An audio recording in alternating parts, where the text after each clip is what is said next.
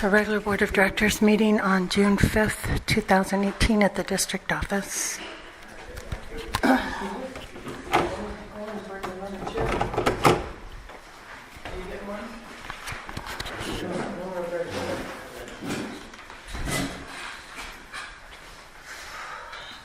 Long day.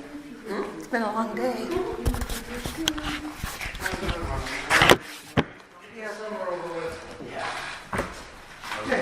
Where you been? Everywhere. I've been out of town quite a bit. I figured that. I haven't seen you around, so.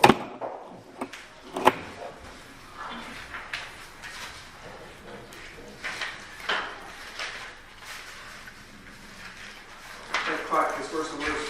Yeah, I know. God, 20 minutes off? Almost? You work it all. I left my water in the truck. I better not do that. Good idea. Yeah. I didn't get back. Yeah. You guys might want to read this. This guy just sent this to me today. It's a pipe company down in Tucson, and they put liner in. I don't think it's going to adapt to us, but there's grants, 50-50 up to 75,000, and you got to jump through a lot of hoops. I read it quickly, but I didn't know if we wanted to pursue it or For liners. well, the way I read the government side,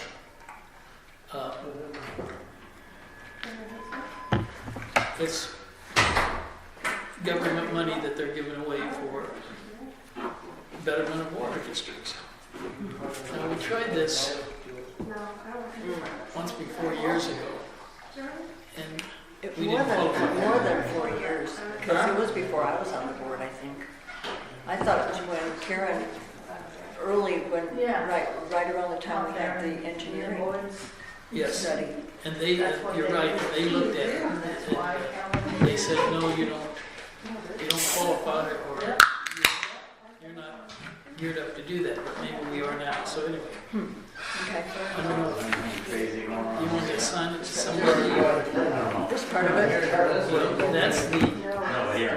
and of course, the guy who's telling me all this is the salesman for this company. See, he wants us to buy his line. So this is the product. That's the product information? Yes. All right.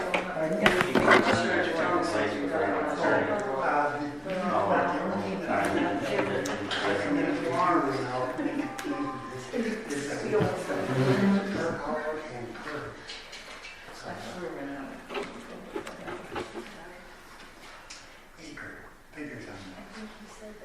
The acres aren't so much, but I think that it's quite important to have. Richard, did you tear out CenturyLink over there? With the blue stake? This isn't new, yeah. The blue stake messed it about 4 feet. Is that all? Yeah. So they didn't argue about fixing it? And based upon the Well, hours of irrigation. no, they haven't argued at all, but they go through so many people. Power does. We just got a bill yesterday, Oh, yeah, I mean, that's fine. Tommy Ford did. We fixed it. These guys. Yeah, right there. All over them. Because The corner of the 43rd man. They sent 3 different groups out to fix it. different between. I talked to the first 2, and I said, now, you realize here's the blue stake. Here it is. No charge, correct? Yep, you're right, but we can't fix it because it's another person. Another group came out and they said, oh, somebody else has to fix that. I never ran into the 3rd group. Don just called me and said they got the bill. $75. How much? $75. Hey, I want to, Oh, did you send this to her? I want to. Sounds like just a service all the way. Exactly what it was. And they sent it to the homeowner. I think it will too.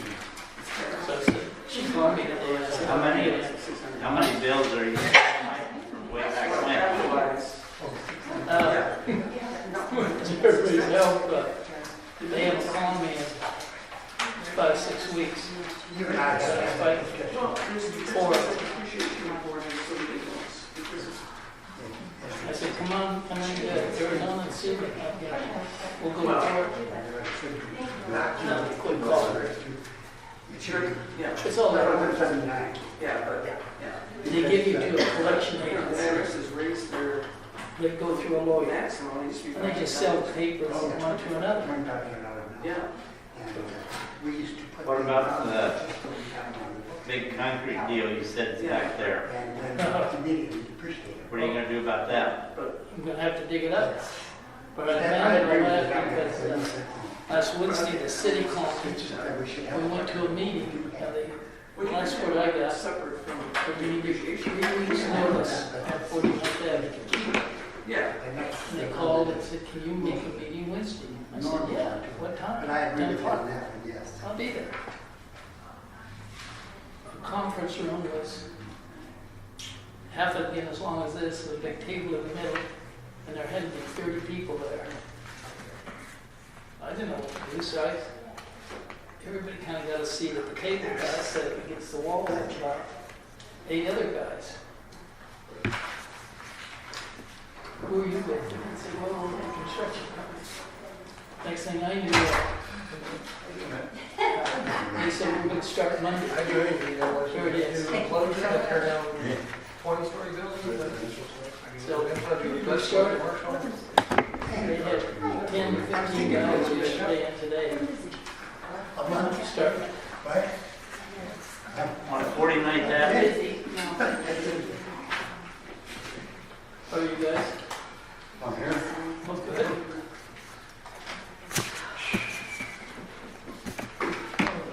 That clock is wrong, in case you're wondering why we're late here.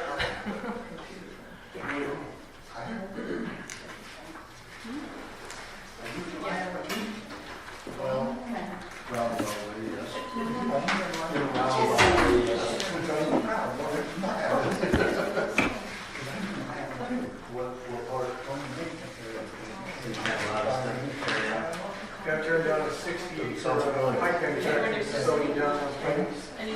Down on south of I-17? No, 7th Street, 16th.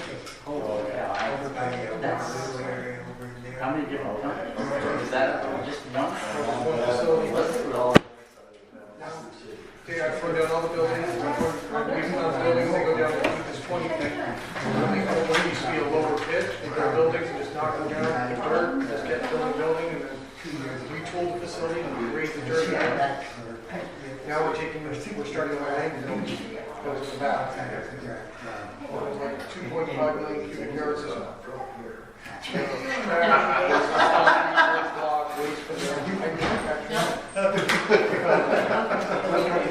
Rob, That's a good one, too. you run marathon? You can get it. You're all gonna find an Indian village down there. Oh, Jesse.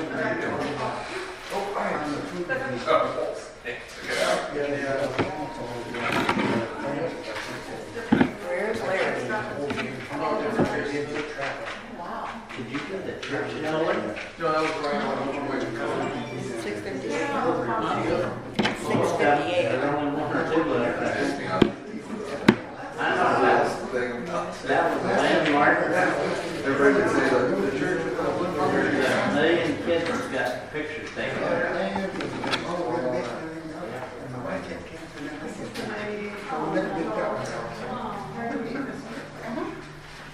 The companies are over now, I think. Yeah. Yeah, it's, that project here is, What? granite. $120 square foot. So, granite. Yeah, that's nice. No, nuts. That's crazy. I mean, I could go for maybe I think I forgot to put that in your packet. a half Everybody else has square got foot. one. Okay. Now we're That's getting one ready that, to start picking what's up this one? some David Rich. counters. Oh, yeah. That thing is totally off topic. Hey, do you have, no, it's not. Are you- Do you have batteries? Yes, Before we start? Country Gables and 47. Yeah, we tore down buildings in this old house. Country Gateway and 47. Yeah, just west of 47, just outside of Second House. I'm working on a new one in Gelding. See if I can draw it off of that. This side of 49, no, 47. I'm gonna get in trouble with that. Yeah. In one of those areas where the guys are allowed to split the 2 acres. Yeah, there's only half a dozen of them down there. Somehow they were allowed to split the 2 acres so that he's building another house. They won't allow what he just did. Somebody must have got it through the city.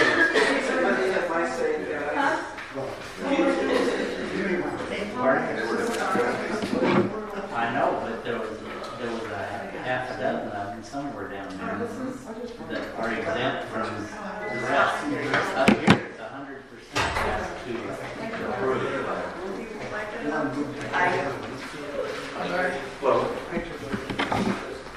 Okay. It's 7:01 and we are all present, so I'm going to call the meeting to order.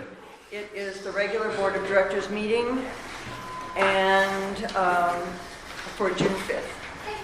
So I'm calling the meeting to order. The first item is summary of current events. Do you have anything, Larry?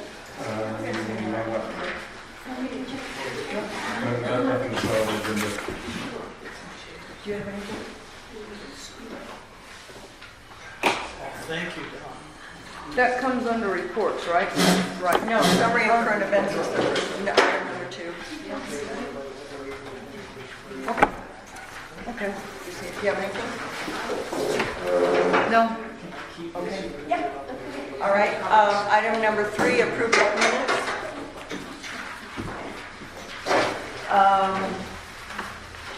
This would be for the regular Board of Directors meeting May 1st. Have you all had a chance to look it over? Yes. Any corrections, changes, additions? Do I hear a motion to approve? I make a motion to approve the May 1st, 2018 Board of Directors meeting minutes. Second? All in favor, aye. Aye. Motion carries. Reports, financial report, Kathy. Okay, everybody was provided with copies of the April 30th financials, a couple weeks ago, actually. The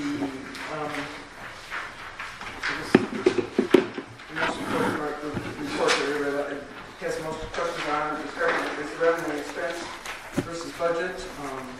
The water fees are over budget on a year-to-date basis, and that's because up to this point we've been irrigating more than we had anticipated with the budget, and it should even out, I don't know. Member fees are right on budget. Purchase power, which is item 311, and irrigation labor 360. These items are over budget. Purchase power goes along with the fact that we irrigated more, and we still have one additional person on staff that was not budgeted for that was supposed to actually be capital. The health insurance number is under budget, and that's again related to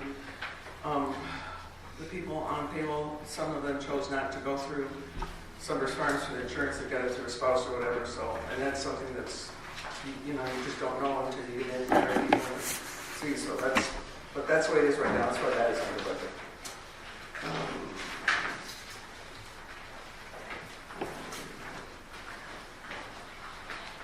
Direct labor, account 417.1 is also over budget.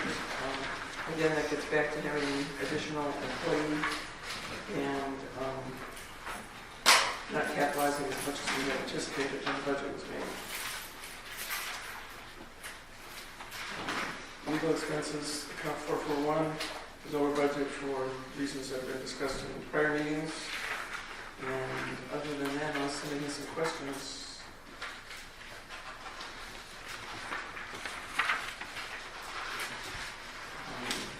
The last section of the report has to do with the accounts receivable aging. Accounts receivable is up considerably over a year ago. I think there's about 7 or 8 accounts that are really high, but they've been turned over to the attorney, and it's a matter of him, getting other people to collect and or sell. is selling in the book. Any questions on? Yes. I have a question. You stated that the water costs are over budget. Water fees. Water fees are over budget. Correct. Why would that be such the case? Because the fiscal year last year, we went 8 weeks without running any water. Only on one side. But we're over budget and that pump didn't run at all? These numbers are based on the billings that were done, and that would have been based on the water that was delivered. Over budget in that case means we collected more, We billed more out. we built more hours. more out, and we billed more out for water fees than we had budgeted. Okay. And really like the power, where we're over budget in the power, that is offset by the money that we collected for irrigating.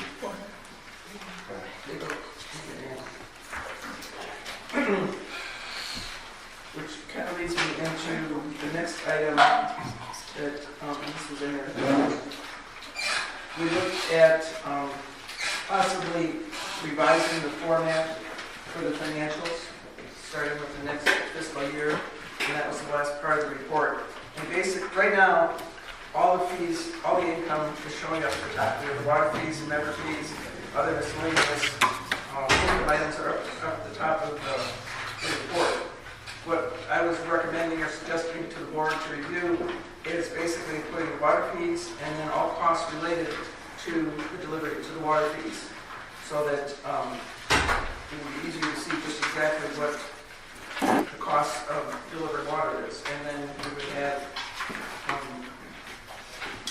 the rest of the expense would be down below. It doesn't change the bottom line as far as the income goes, as far as the expenses go. It just rearranges it and puts it more in line with the budget process.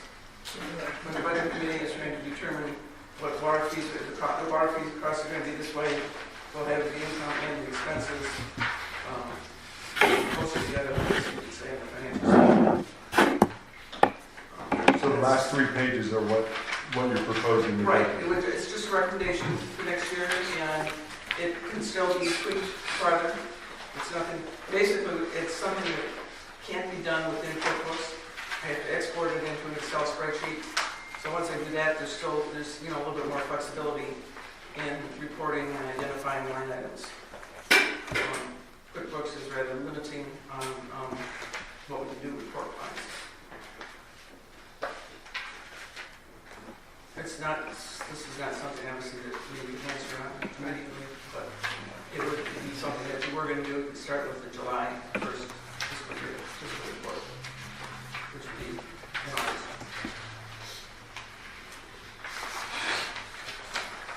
Is it, you said it gives you more flexibility in reports, but is it going to create more work to download it from QuickBooks to Excel and then either? Well, I'm having to export it to Excel as it is.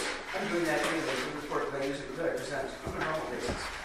So it's a little bit more, but I think that, once we decide the format and I get the routine down, it shouldn't be that much more time consuming. Yeah, our reports aren't printed out of QuickBooks. They're printed. The only report that's printed out of QuickBooks is the balance sheet. Right.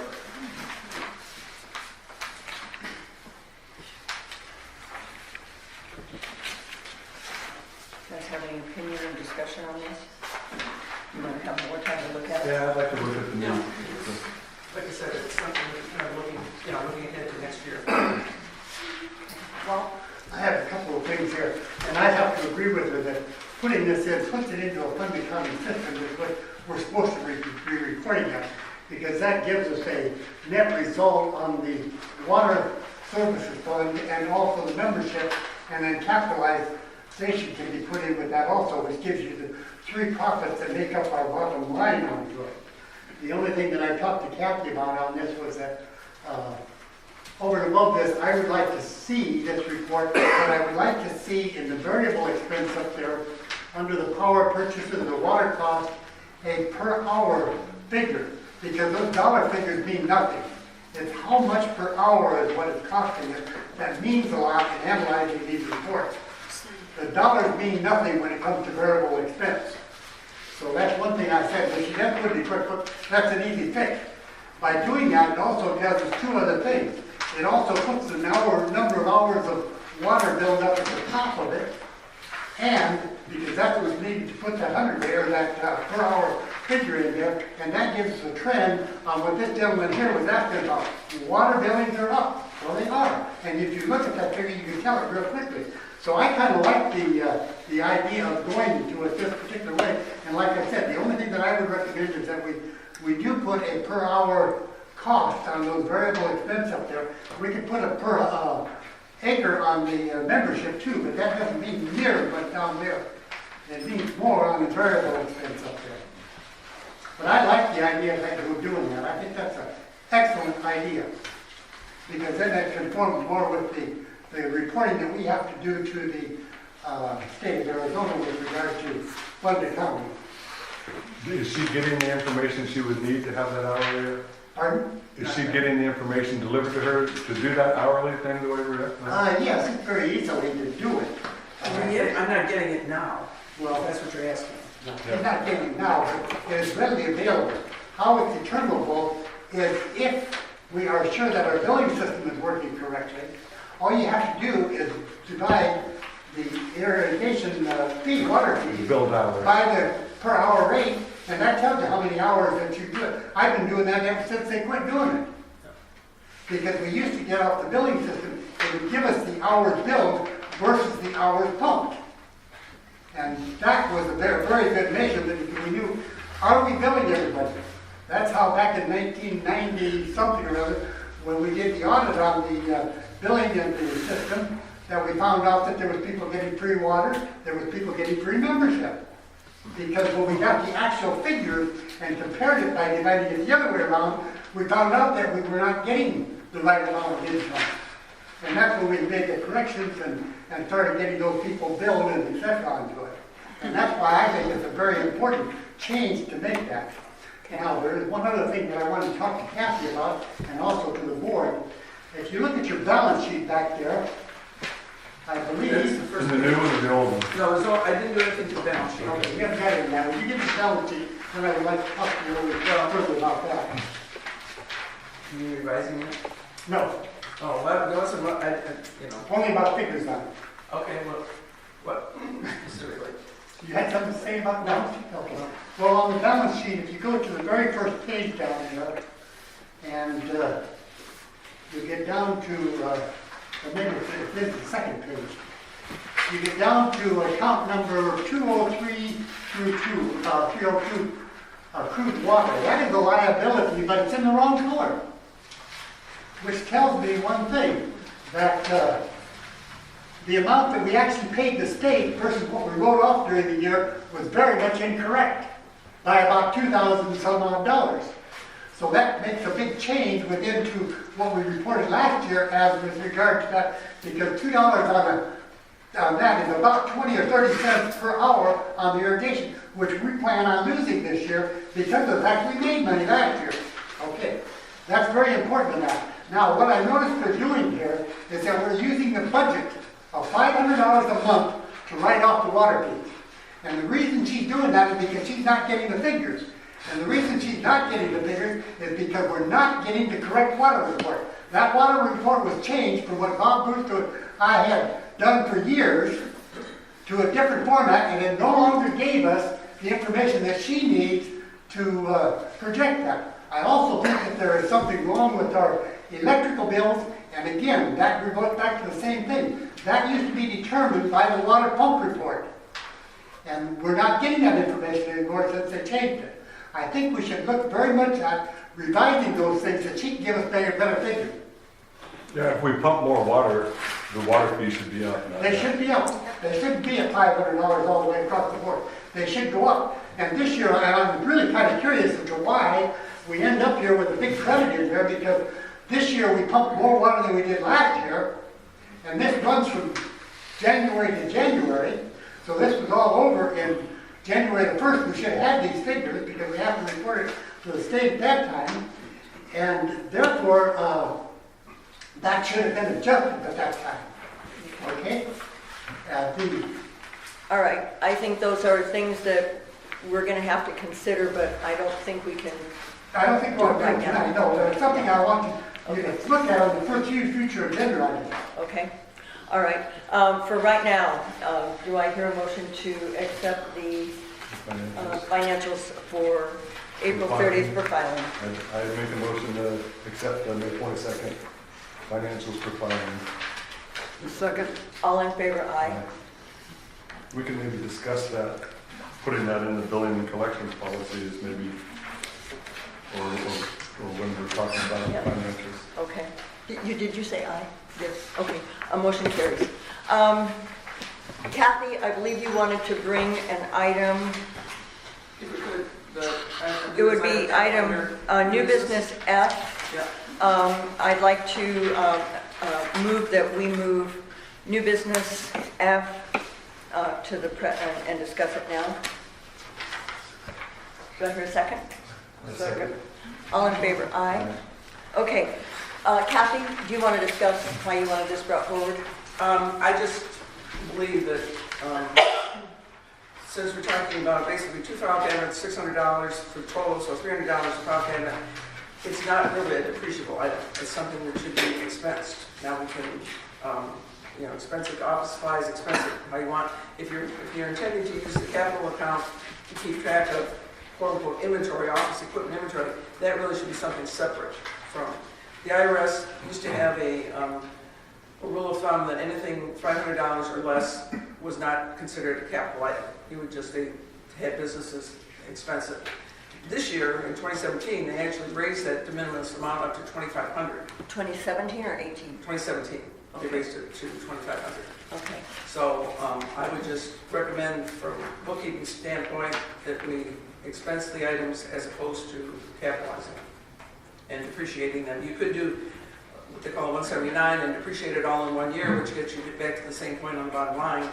But again, that listing that we have of depreciable items is something that needs to be whittled down anyway, and to add more small amounts to it just doesn't seem to make a lot of sense. Okay. Discussion? I don't have a problem with not capitalizing it. You okay? I'm fine. Okay. So I think what we need to do is say no action taken on item F, right? And it's done. Okay. Okay, all right. Thank you. Anything else, Kathy? All right. Okay. All right. The manager's report. Thank you. The crew got some repairs done with some bridle path grading and dirt added to the bridle paths. We are trying to keep up with the bridle paths maintenance when we have time. If homeowners need dirt, the district has dirt available on 47th Avenue between Country Gables and Bath on the east side of 47th. 7 very good loads of dirt. Somewhere last Thursday, Friday, Saturday, or Sunday, somebody dropped 2 more small loads. It's not bad dirt, but it's got a bunch of big clods in it, so I don't know where that came from. So I'm trying to keep an eye out on that stuff. President Kay Lorenzen and board member Larry Hudson are really involved with the 39th Avenue insurance claims. They are getting the district closer to settling these claims. Larry is also helping with the previous claim at 43rd Avenue and Greenway Standpipe. On Thursday evening, last Thursday, a homeowner's teenage child hit the standpipe box at 41st Avenue and Country Gables. Their insurance company has already been notified, and they're taking care of the accident claim now. So that one's covered, but thank you two for pursuing those other 2, and good luck to all of us. I had a meeting last Wednesday with the city of Phoenix, kind of unexpectedly, and the storm drainage improvement on 49th Avenue began June 4th. The district is working very closely with the city of Phoenix and the contractor, so the back half of lines 7 and 8 will get water in a timely manner. This job is estimated to be finished at the end of July or the beginning of August 2018. The 39th Avenue is still pumping about 56 to 57 gallons per minute more than last year. The 43rd Avenue pump has also increased in pumping. This is, I think, a result of the water table being higher in the aquifer. Okay. That's all I have. Okay, thank you. I have a question on the pump report, because it's not, I don't see it Oh, I here. didn't put that up. Okay. We talked about the pump report having, giving it to Brenda so she can create a PDF and put it on the website. So that needs to be happening. And if he doesn't get it for you, if you can ask for it every month, Brenda, after the meeting, so that it can be put on the website. I'm not sure if we're going to create like a separate, like we have all the minutes and we've got financials, and if we want to do another one where we start putting all those pump reports on there. But all it's going to take is when you get it, when you pull it, because you pull it, right? Yeah, well, it's there all the time. Okay, but according to Brett, it was very difficult to move it over to the website. It was either time consuming or something. There was a problem doing it. Just a sec, Walt. And so what we were going to do was you were going to give it to Brenda, who can scan it, make a PDF of it, and then put it in just like minutes. So, and that's easy. It doesn't create a problem for anyone, I don't think. Well, And is that in an Excel file now? I don't know what kind of file it Reports is. that you have, and you print it, you can print it, right? Yeah, it's a You know, you can PDF. print directly to the PDF, and she can have the PDF, then put it right on the site. Here, we'll have to teach him how to do that. I don't think he knows. Oh, I think it's the already process on a of- PDF file. It is, that's what he's saying. It used to be because No, he's saying that's the way it's Rick an used Excel, to do but it. when he prints it, he can get He can- PDF instead of yeah, print. right. It's easy to do, so, but, and then you could email the PDF. We just need to make sure you know how to do that. So if you need to do that tomorrow, I'd like to add something to his report too. okay. Where you say that you got 7 repairs now, is there any way that you could start giving either me or the board a copy of those? Just so I have a list of what it is, rather than just saying you got 7, give me a. Sure. Okay. And how many are remaining? About 8, Oh, it's pretty good, we're in single digits. yeah. Okay. And that changes practically daily. Okay. Well, if kids keep hitting our standpipe, right? So, all right. Anything else on your report? No. All right, thank you. All right, custodian of records, Brenda. 3 public records requests were fulfilled and collected 45 cents. It's a great revenue stream. Okay, thank you. Ad hoc committees. The billing and collection policy committee, the last thing that we had done was have we voted to have the bills emailed out. And Brenda, we need to get you instruction on how to do that. You might try Googling it. I thought about that later. Have you tried that? I think it's a little bit more complicated than that. Okay, Anthony said it was really easy. For computer people, things are easy. But if I sent you an email that if Anthony can't do it, maybe Karen or Rick can Okay. teach you how to do it. So of those 3 people, hopefully we can get it so that it's done before July.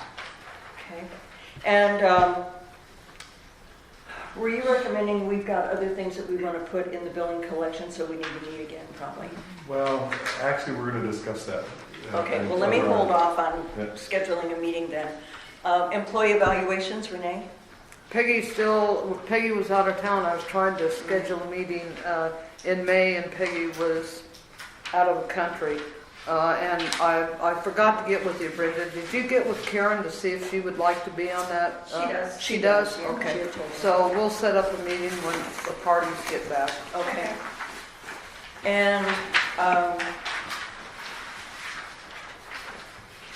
I thought that the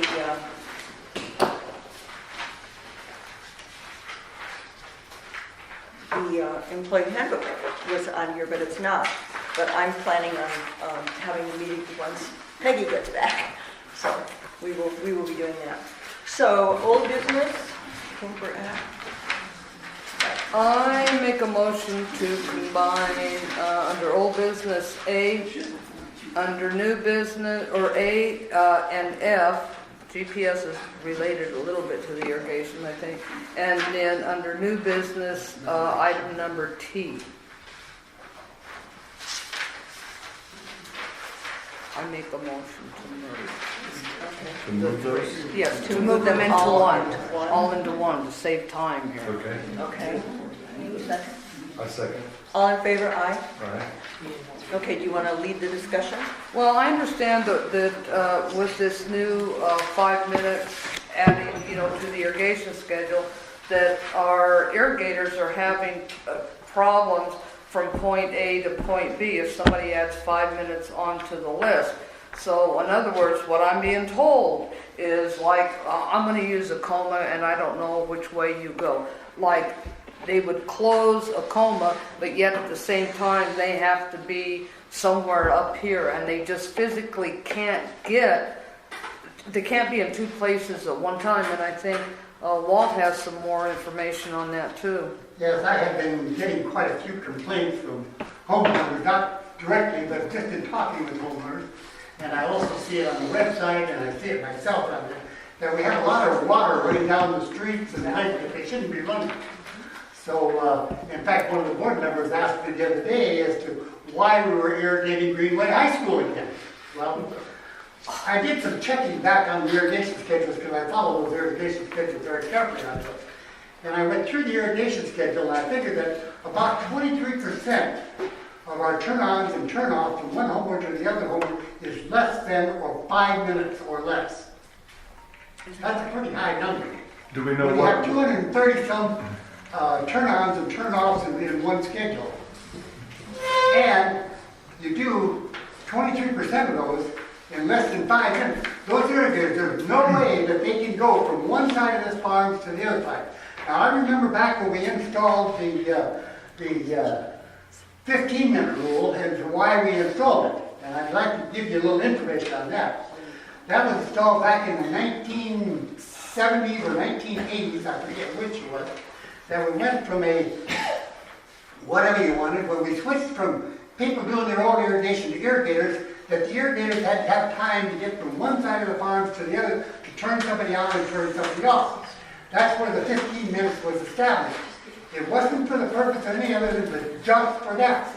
Now, in going through here, when I look at that, I find out that our irrigators have to be 3 places at one time to turn somebody on and off. There's something wrong. Now, is it 5 minutes? I love the 5 minutes here. I think it's the greatest thing in the world. But is it causing damage to our trucks because our irrigators are speeding? Do we have to put GPS on there because they are speeding? Because they have to get from one place to the other place to turn on water? And is the water running over? I have an instance this last week in the last 2 irrigations where a neighbor down the street here has increased his irrigation. And his irrigation and this other person over on Paradise Lane have to be turned on and off at the same time. And his water has gone down 40th Lane, all the way down Country Gables, all the way into the sewer at 43rd and Country Gables. That is ridiculous. So is this 5 minute doing a problem? I don't know yet.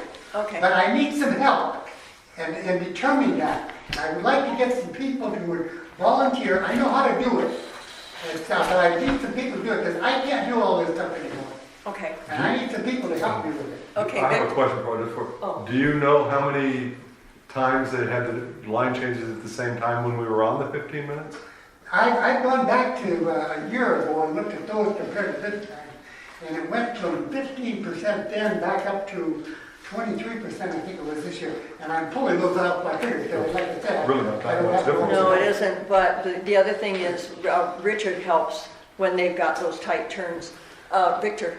I could understand that argument if, when you made a schedule, the schedule was adhered to exactly. And it has, and I've been here for 20 years, and not one time in 20 years have I gotten my irrigation at the exact moment I was supposed to start it. Not one time, it's Not a 20 years. train station. So what I'm saying is that once you've adjusted one off, you could be within 5 minutes of the other one for the next, 16 turn on and turn offs. So I don't think it's the only way to actually know exactly when a valves are being turned on and turned off and how close and how much it's affecting it is by putting GPS, establishing a stop. You know they turn something on, and then you can go back and you research it off GPS. Well, Very, very, very, very easily. You're making a good point, because the minute one customer says, turn it off 3 minutes early or 5 minutes early, you're off. You're off. And You're off. the minute somebody says, God, I didn't get enough, I need 10 minutes more or 5 minutes more, you're off. So you can look at it probably a number of ways. Did somebody else have their hand up? I think Oh, Can okay, I ask Jesse? a question? Is this a GPS you want to install in the vehicles? Instead of, this day and age with the smartphones, if you just give the irrigator a smartphone, you can track his smartphone. Exactly. It's cheaper. Yeah. Than But just on the GPS, you can track idle time, you can track out of Well, we're gonna have that area. either way. Yeah, but You how already much know does the that. GPS cost? We'll discuss Well, that. no, it's up on that agenda, it's not that much money. Okay, Well, we're no, but talking. it does cost for vehicle and things like that. So I bet you it's cheaper than a smartphone. They're, Bible. they're I got it, I basically got it. talking It is. about I don't know big how long they're sitting at that place. Okay, let me say something about the smartphones. I know we have not had, I think there's some real benefits to having the irrigators have it, but probably the biggest deficit here is the water, that they get dropped. And that's an expensive loss. I know you can get the covers that should be okay, but I know we have dropped, how many have we lost? Lots. So that's a consideration. I know there's a lot more things on GPS, and that kind of, it does deserve its own time, I think. But what else do we need to discuss here? The new scheduling, well, yeah, they should be handled separate, but that's okay. I- I do understand that we do have, on the new irrigation scheduling program, I do understand that we have one quote in. We're hopefully be getting another quote in very soon, so we should, I think table this until next. Well, I have a remark I wanted to make on that. I emailed Brett. He said he will deal with anybody in the district or board. I understand that, but I would still like to see the quotes. So I make It's money spent unwisely, in my opinion, because The we have a money, perfectly the money's good... not spent until you make a motion. I mean, it could come where, okay, it's feasibly it cannot be done, but there is nothing wrong in looking at things and seeing what we can get. There's nothing wrong with that. There's nothing wrong with it, except we have a perfectly good working system that we didn't have to pay for, and anything we look at, we spend time and money to put something else in. But it's up to you guys. If we can look at the quotes. Don? Well, if our system was working perfectly good, how come every time the day before I get irrigation, there's water running down Banff Lane, like in the middle of the street? That may not be the system. That may be that what Richard just said in his report, that we're getting 56 gallons more per minute, and people have not adjusted their times. Yeah, and we're talking about the scheduling program, really, not the water system itself. So just the program that schedules, that they make the schedule on is what they're. Just that. See, and I It's a understand. computer program they're discussing, not mechanical. Right. And I understand that, you can't say that we don't have a problem. Yes, we do. Because Richard has said time and again that if there has to be a certain change within the scheduling, he can't do it. He has to call Brett to have it done. Just like you would an IT person. But Walt, you had a question? Okay, And with regard to that staking and what we were talking about before, I have to agree with Victor here with regard to the GPS. You're very right on that. Thing is, so the old irrigation system, because I worked in that system before, okay? And I have programmed it, so I know a little bit about it. The old system used to tell us when we had what I was talking about, when we had two schedules at the same time, it used to give us a warning and tell us to do an interrupt. Does the new system do that, Did Richard? the old system do that to you? No, the old system. He said the old system. He didn't know how to use it then. He didn't. He didn't know how to use it then. It never got used with Linda. No surprise. One of the Okay. things about the Wait, scheduling Just a thing, minute, Kelly. Go ahead. to me too, is that it is kind of a floating schedule. It's never really exactly on time. If you've got two on time, one's gonna be 5 minutes late. I mean, And you adjust the schedule. and you adjust the schedule as you go. I don't see, And that's what the old system used to let us do. Well, and I believe this one does too, but, Jeremy. I kind of see, you guys, okay, we're talking about time. So what I kind of hear happening is that you're saying that we're getting an adjustment in flow and pressure, different times, depending on, not necessarily are, because what I'm hearing is that people aren't adjusting for more water that they're getting or less water. The problem with that is if you don't call and tell us, hey, we're normally running at, let's just say, 50 gallons per minute. Okay, you guys were at 60. Okay, well then give me 52 minutes, or give me 50 minutes. Hey, Jeremy, today we're running at 45 minutes, or 45 gallons per minute. Okay, up me to 110. When we start doing that to compensate for the pump, I think you guys might want to make this a little bit easier. And this is just an idea. Why not figure out I wouldn't say a study, but figure out what it takes, how many cubic feet of water people should be getting to irrigate a square foot or square yard, and get rid of the time. If you're paying, well, okay, but here's the problem. If I'm Because paying- we'd have to do a meter on every single property. And That's- every single, No, that's. No, there's two things. Now, this is part of the reason why, and I'm gonna tell you this, and this is kind of a very, very sore spot for me. There's two things that is a big issue with what you just said.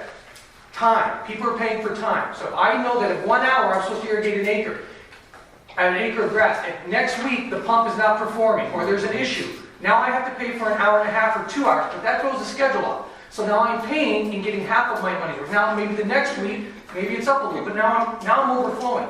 So we're not getting a consistent utility.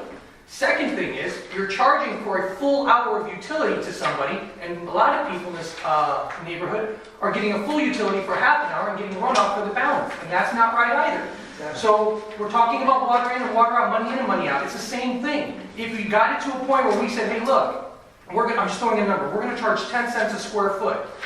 We figure out how many square feet of grass each home is wanting to irrigate. Now, whether it takes, if you guys can figure out a way to be more efficient and the pump is pumping, we can get that lot filled in 45 minutes instead of the hour and 15.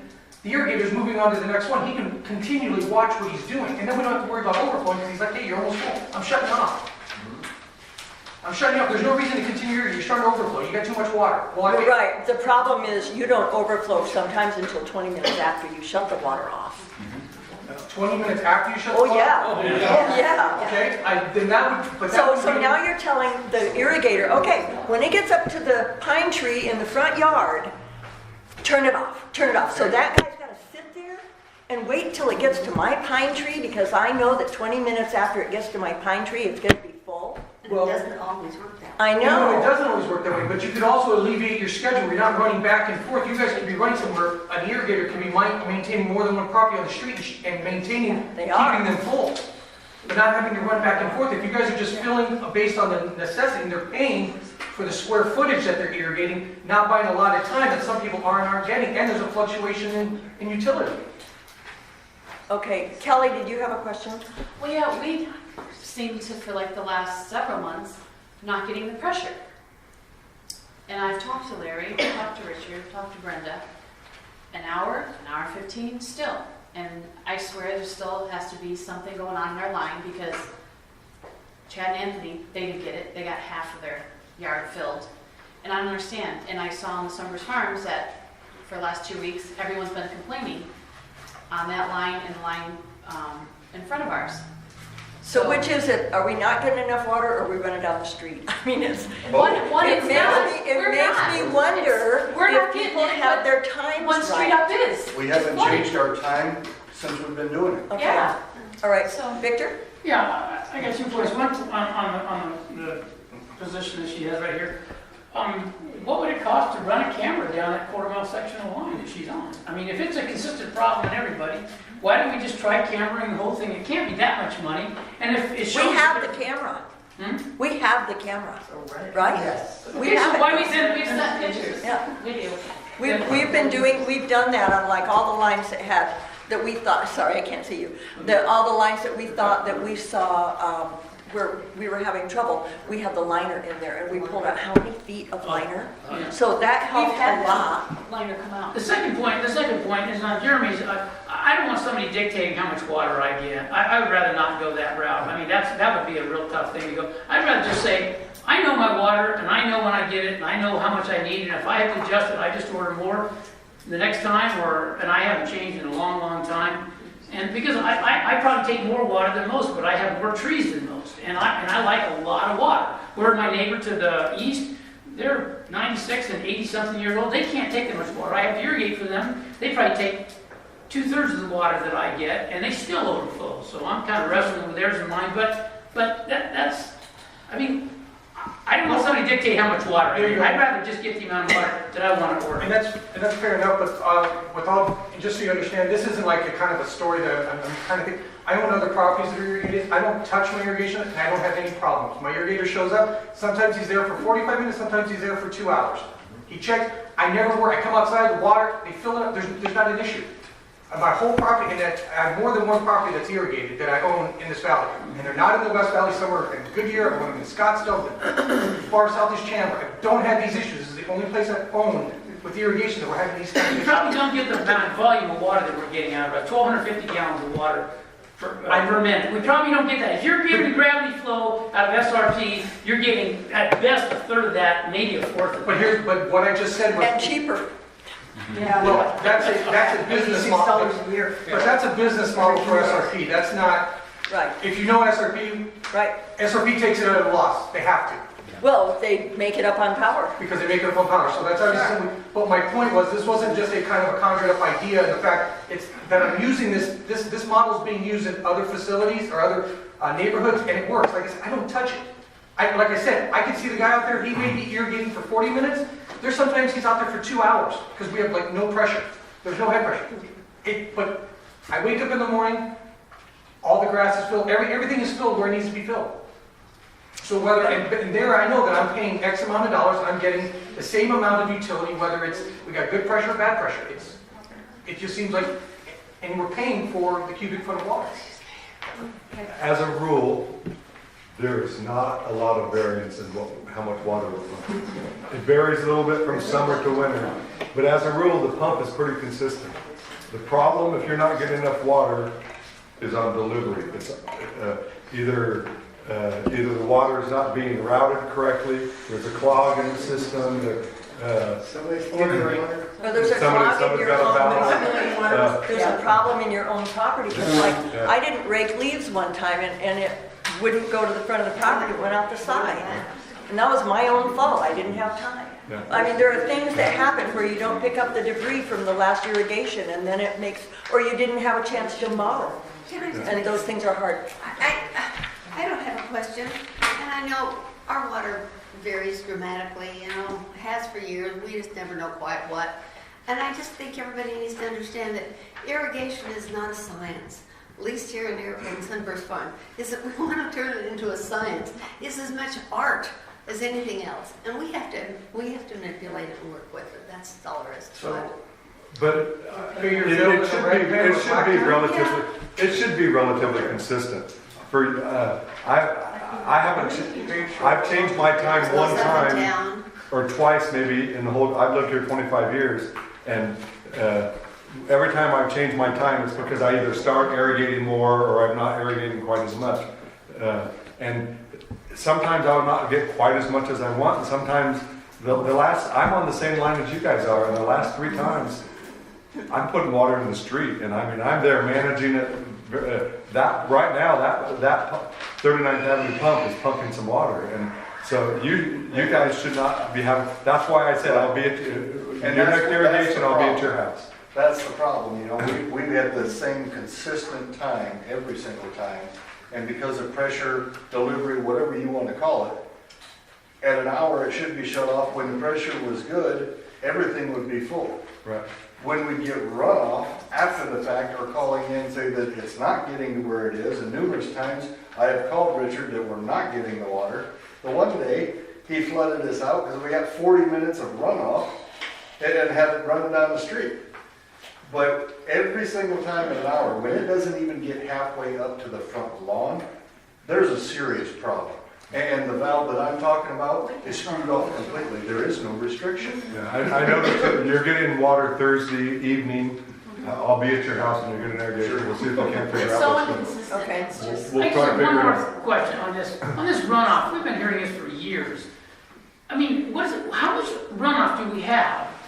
As little as possible. No, let's just say how much, if when you shut the pump off, if you just gave everybody pump water and you had runoff and said, just everybody open your valves at will, I don't give a shit, just get rid of the water, it's $25 an hour. So if it costs us $100 a month to not run tailwater, or just give everybody pump water and just eat the $25 or $100 a month.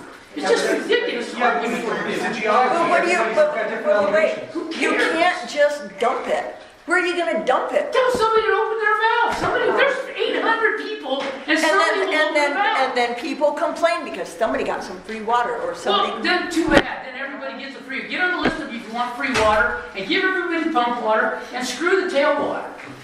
You what I know? don't understand, for years, I have been screwed. 30 minutes, I get an hour, they shut it off in 30 minutes, I get sometimes. Just give them pump water. Kelly, sorry, but we made an adjustment for all of that and it would probably be It's better. still going on, Kay. I don't believe you're getting dump water anymore. I was shut off 30 minutes, 20 minutes early. I think that's something Larry is helping you with, so. Okay, let's look at, since we've got these three things combined, which I don't ever Make a want to motion. combine three again. It's too much to handle because we don't have any continuity in how we're handling. But do we want to look at these? I make a motion to quotes? table until next meeting. Table the quotes? I would like to discuss the GPS. Okay. Then I make a motion to table, under new business A until next meeting. Old business day, you mean? Old business A, you're right. And what do you want to do? I'm gonna make a suggestion that, T under new business, be referred to Richard to investigate the times that it's taken the irrigators and where they're supposed to be at the same time. I want you to check into that and see if we can do Look at any the old adjustments. schedules and Yes, or look whatever. at the Kinda like you schedule, always see if we can do. adjust it. Yeah. And he looks at it at the time. So, I mean, I think you look at it when you create the schedule, and then if there are times you make provisions. When a schedule is printed on Wednesday afternoon, within 5 hours, Monday morning when it starts, it gets off. Somebody's either changed or added, or somebody got shut off early, or somebody says, oh, I need 5 minutes extra, I'm real low this time.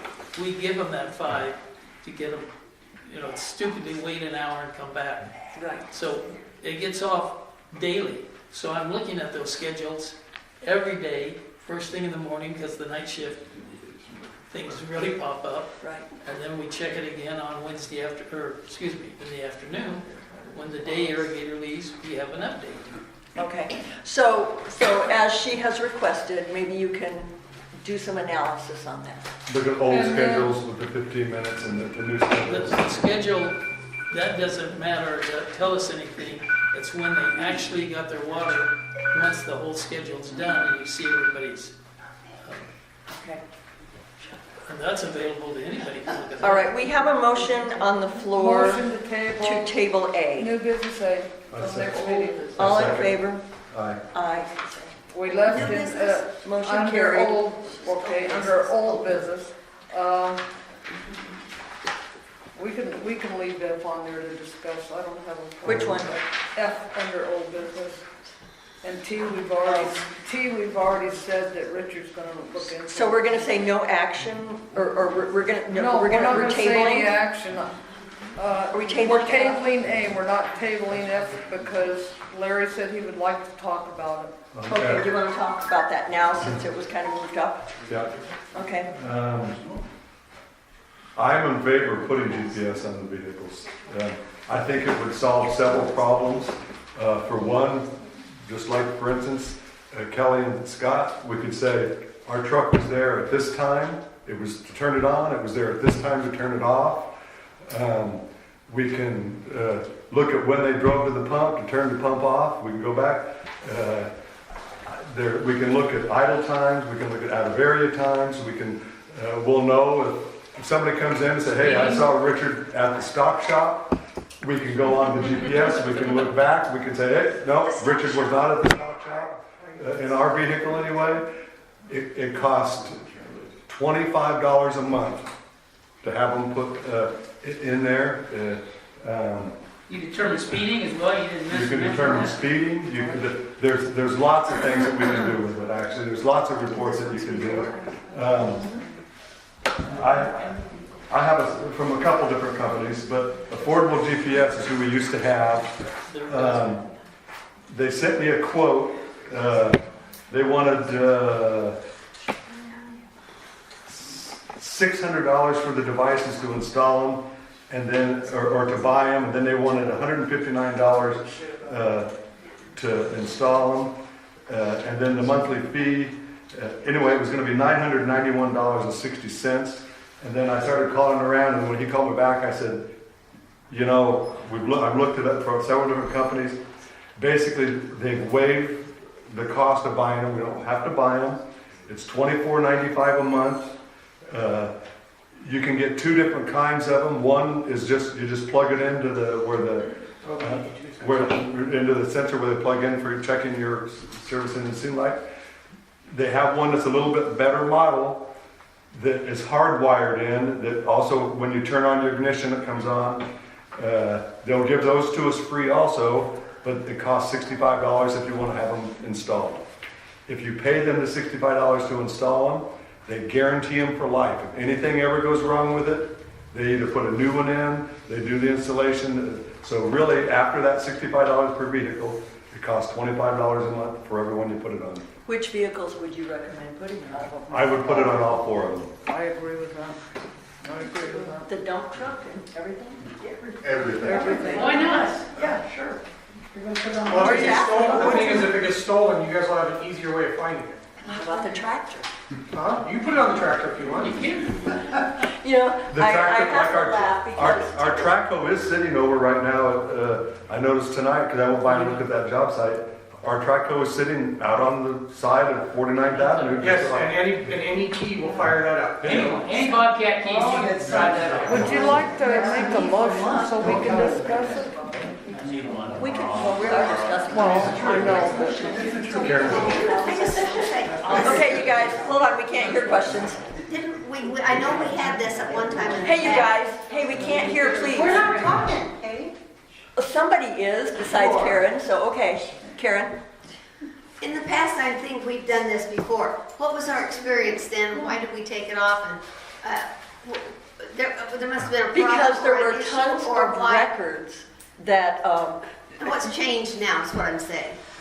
okay, I think one thing was people would complain that somebody was speeding and he would go and check the times, the place, everything, and he would find that they either weren't there or they were going 7 miles an hour. And hardly ever was anyone who could document that they were actually Does speeding. somebody check these all the time? I mean, is somebody having to going do that. to go through this? I think the problem last time, How do we do this? the last time we had him, the problem was two things. One, we had extra things,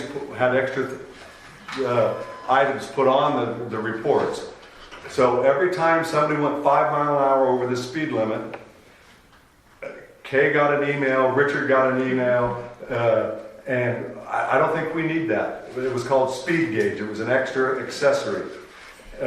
if we had it to where, if they went over 50 miles an hour, we got a report. On the freeway.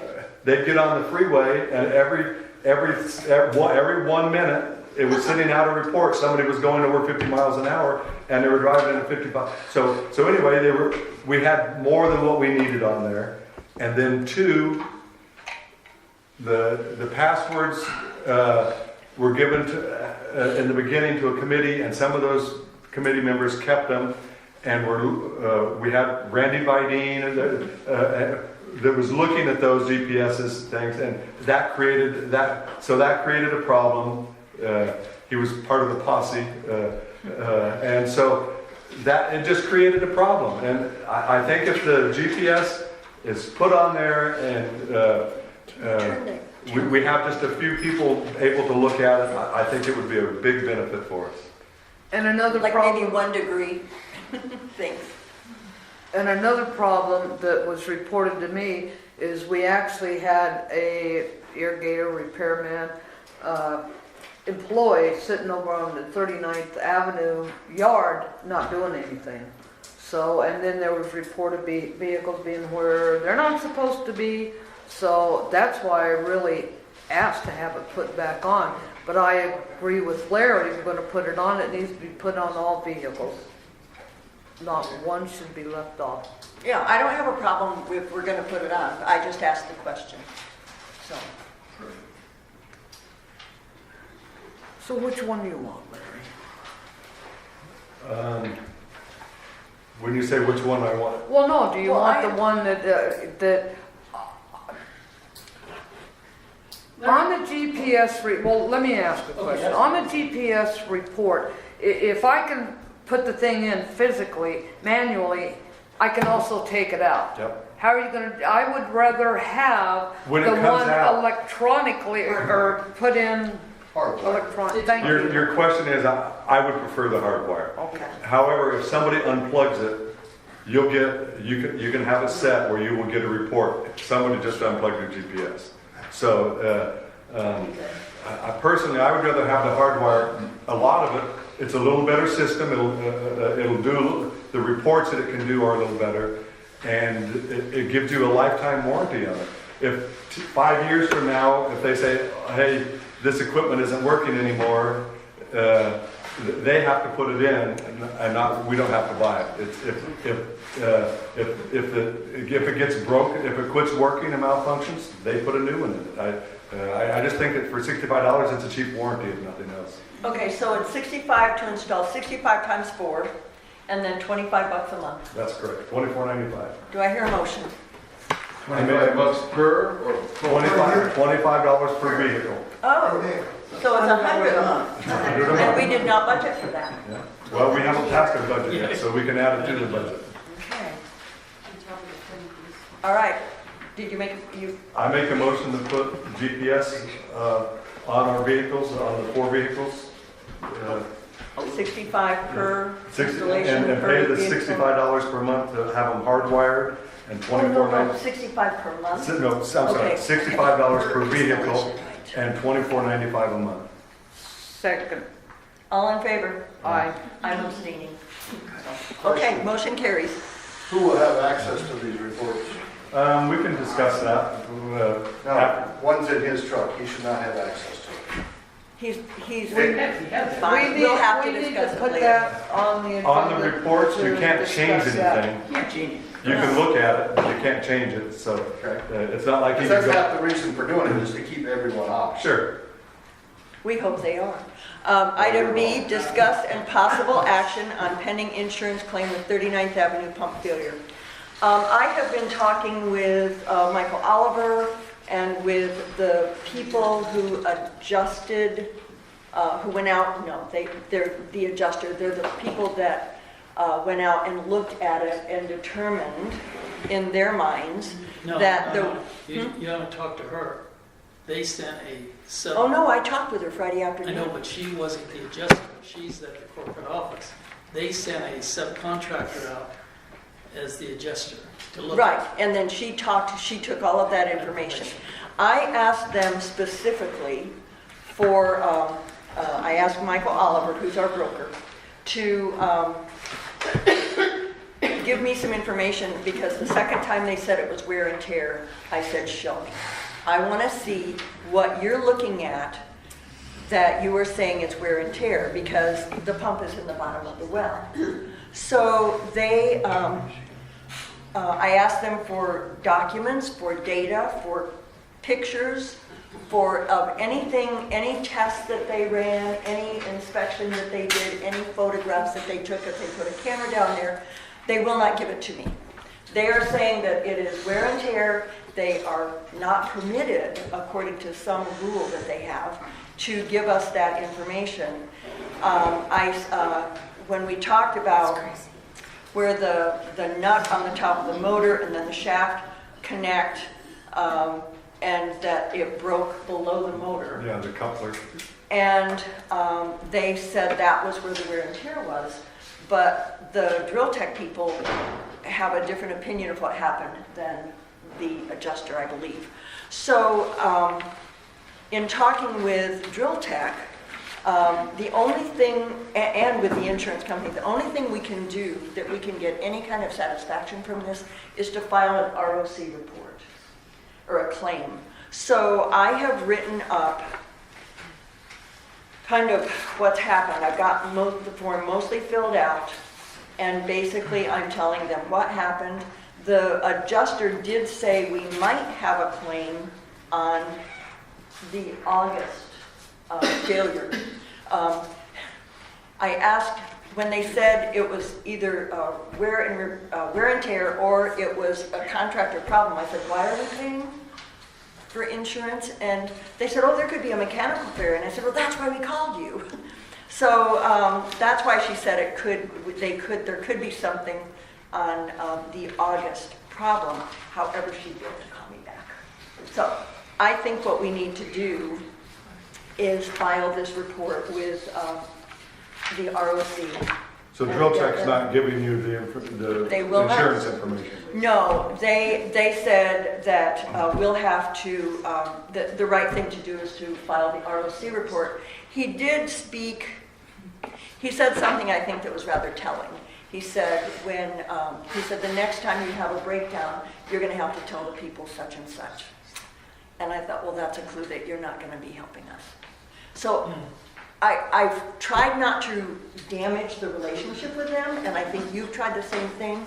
I think what they did for us after it fell was good. I think the workmanship, everything is good. I think you would agree, Richard, that the pump is working better than we expected, actually.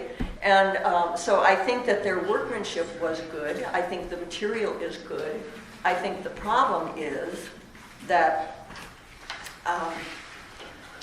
I suspect they know that there's some liability, and there is something that, Brenda, you sent me the bill for the October and November, and remember how they had that disclaimer on there? They didn't have that on the August bill. So I think they knew something was wrong, and the disclaimer that they put on here,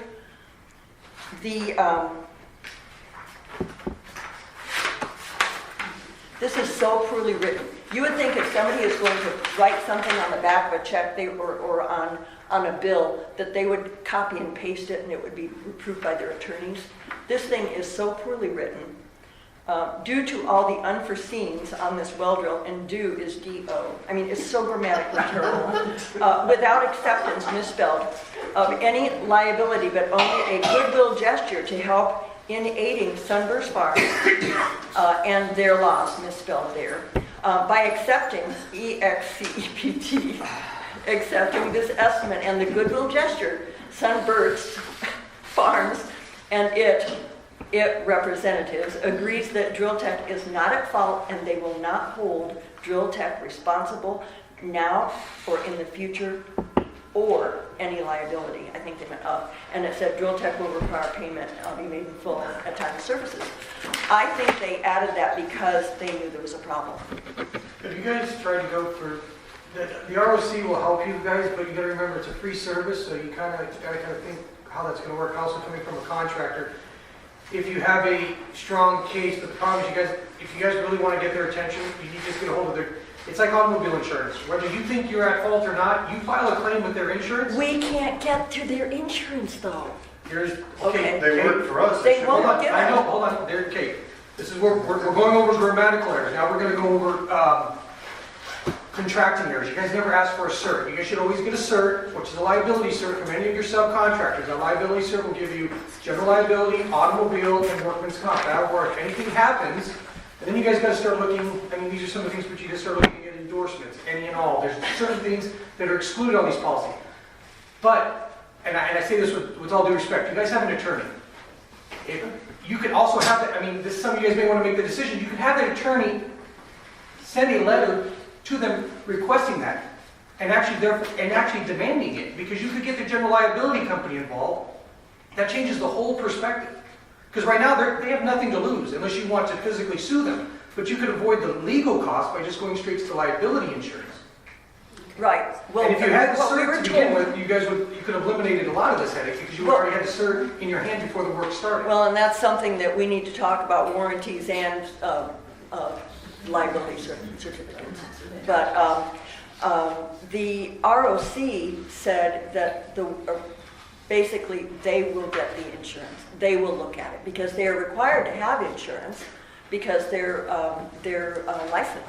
Correct, but just so you understand how the ROC works, you're going to have a group of people, you have somebody from the state representative will come out and is physically going to review the case.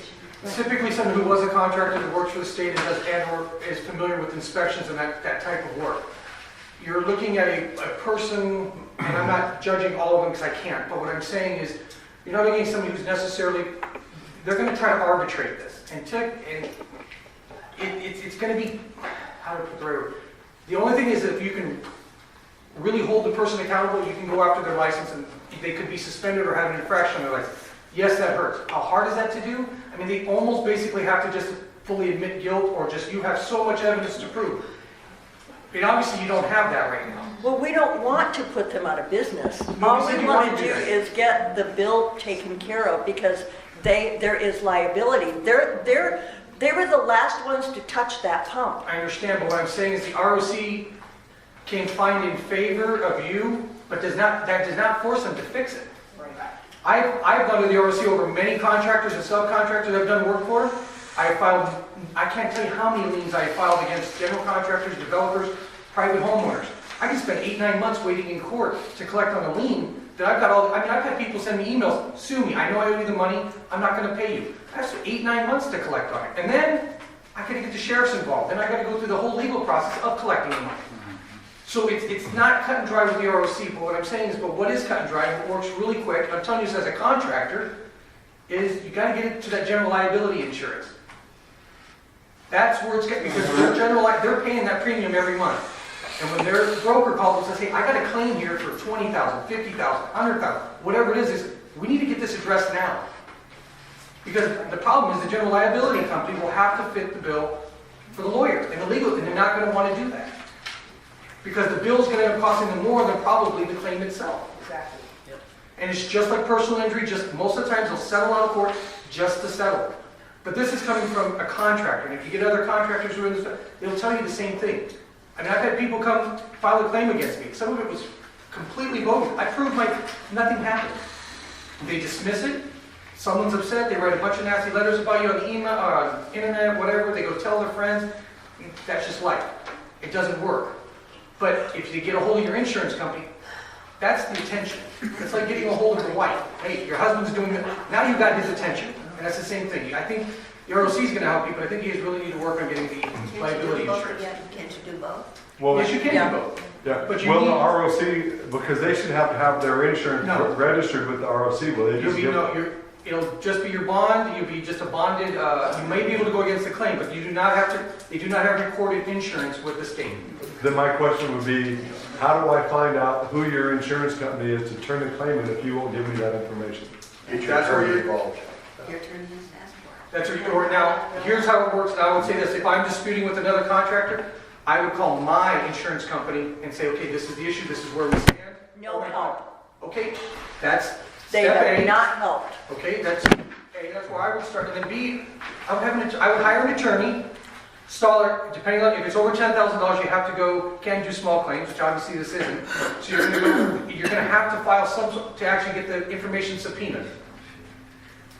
And if they don't want to withdraw, then a judge would actually get involved and actually demand the information. And this will cost us, will someone take it on a But if you contingency? prevail, you're reimbursed. Right.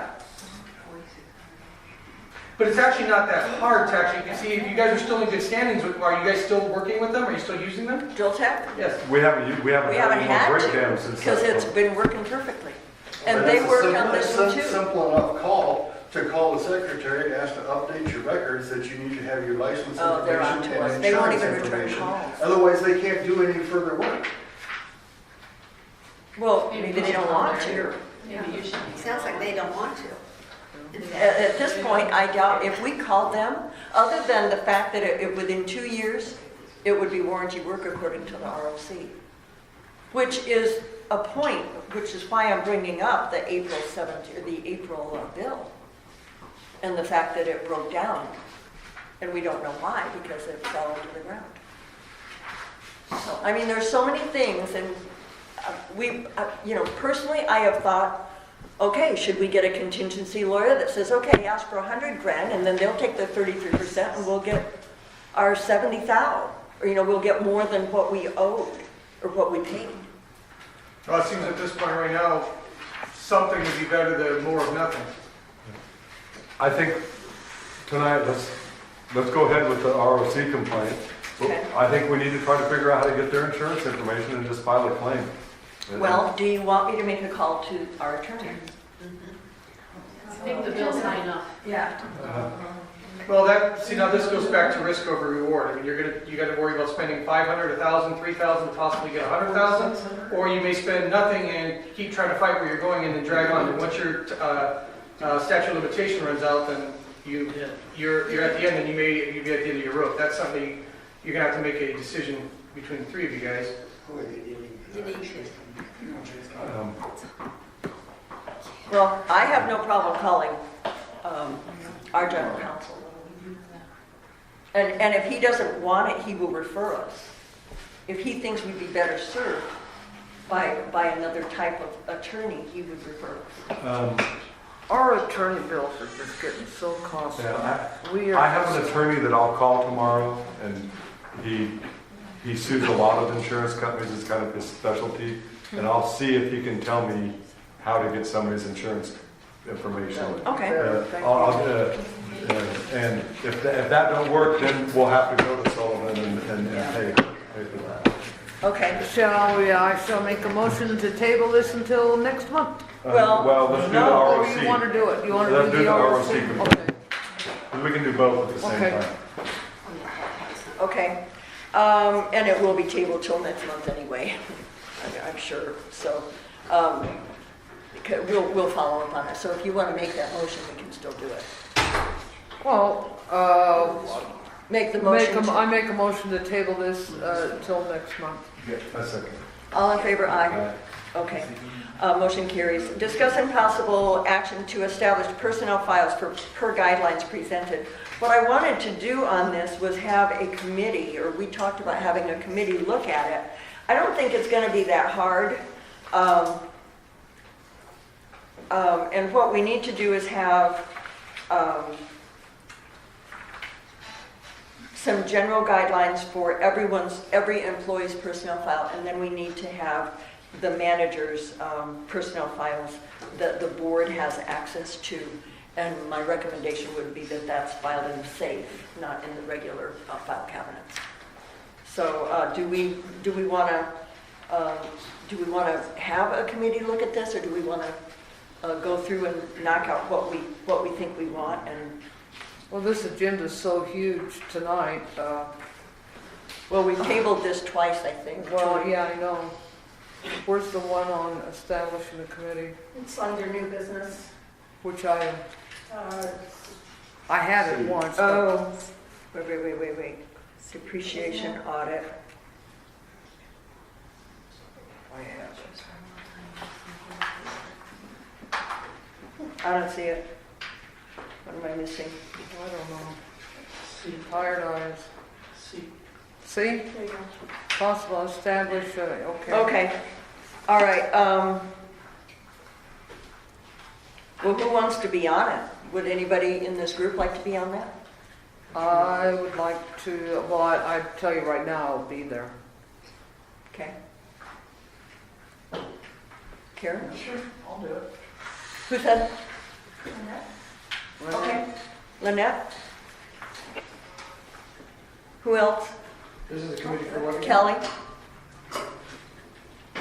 This is a committee to establish what should be placed in personnel. I'll sit on that one.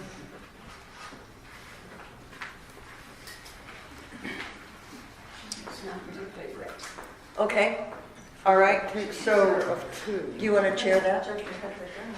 That's fine, or else we can determine the chairman there. I mean, the board doesn't necessarily have to chair, but we'll decide that when we meet. Okay, so the committee will consist of Lynette Gray, Kelly Cushman, is it Cushman? Olson? And Congratulations, by the way. And Brenda, Richard, do you want to sit in on that too? Sure. Okay. And Renee, do you want to be on the committee or just? I'm gonna, well, this is all committee. When we get together, you know, I can. No, I'm saying, do you want to be on the committee? Oh, Or yeah, you- I'm gonna Okay, be because you on said the you were committee. going, Oh, so it'll be yeah. all five. 1, 2, 3, 4, 5. So I move that we establish the committee with those 5 people. Second? Second. All in favor? Aye. Aye.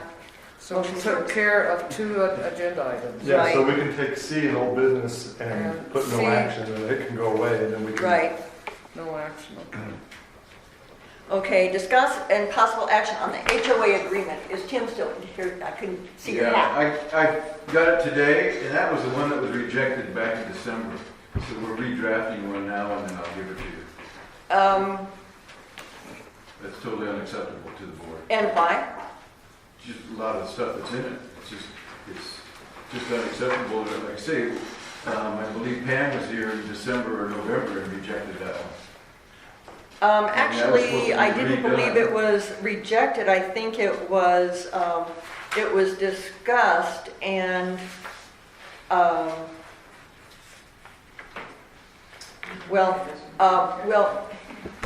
this needs to be a joint agreement, so you're gonna have Okay, to well bring then it why to us. don't I and Larry or I and Renee get together and we'll figure one out that's acceptable. Okay, this came, just so you know, from a storage company. You're not a storage company, we're not a storage. Well, we're kind of storing your stuff. So that's why we put this stuff on here, but show us what you want. Now, my problem, I wanted this signed before we talked about the monument. It's got Because we two haven't- separate items. Well, of course it is, but my point was, we've been waiting for this, and I asked Victor to get it for me last month, and you weren't there, and then he didn't go this time. We've been trying to get this since last year. Does And it we're matter 6 to the other months board later. members? Does it matter to the other 2 board members, one is done prior to the other? I Maybe have to- Well, since I wasn't on the board in December, I'd have to go back and read it. Victor, I don't know what the proposal It was. basically, It wasn't brought up for quite a few months. Yeah, So, I wasn't on the now it's board in brought up. So I'm December. going to sit down with one or the other and go over it and come up with something that's agreeable. okay, all right. So this is tabled one more time, and it should be called it says HOA, and I guess we have to leave Joint it that. agreement. We have to leave A lot of it. misinformation in it as well, so anyway. Okay, all right, Larry, do you want to work with him? Sure. Okay. So I move that we table this till next month, and that Larry and Tim will sit down and come up with a new proposal. That's as long as the lease on my building, by the way. Well, it's what, It's pretty long okay, for a container at a lot. okay. All right, so do I hear a second to table it? All in favor, aye. Okay, do you think you can have this done by next month? Sure. Okay, good. Okay, discuss impossible action on City of Phoenix drain pipe on 47th. Actually, that's supposed to be only 49th. And how much time for replacement and capitalization? What do we have on that, Richard? Do you have Yeah, estimates it's now? still, the city made a mistake. On all their records, it shows it is 47th Avenue. They made a mistake a year ago, and that's the way the bid went out, but they all know it's 49th. Okay. When I saw that. They're not doing both? No, Yeah, that's, It's I know. only- It I was looked like there was confused too. barricades on 47th today. There are, and they there have some are great big facing things that out there. going west. Those streets are gonna get closed. Well, why are they gonna barricade it if they're not gonna do anything to it? No, because at 49th, they're tearing that street up. It's So, not part of the sewer drain? only on 49th. Okay. And this will end the whole process, I think, once this is complete for the park and all of the excavation for the That's, storm drain. that's what they're saying. Okay. I'm still, hang on just a second, you jumped around so much, you got me out of order here.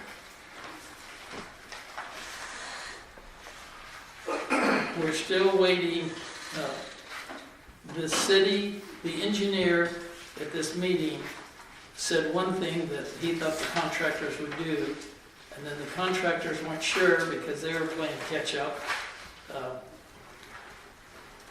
So I'm waiting for them. I have part of it. Hang on, I'll get that.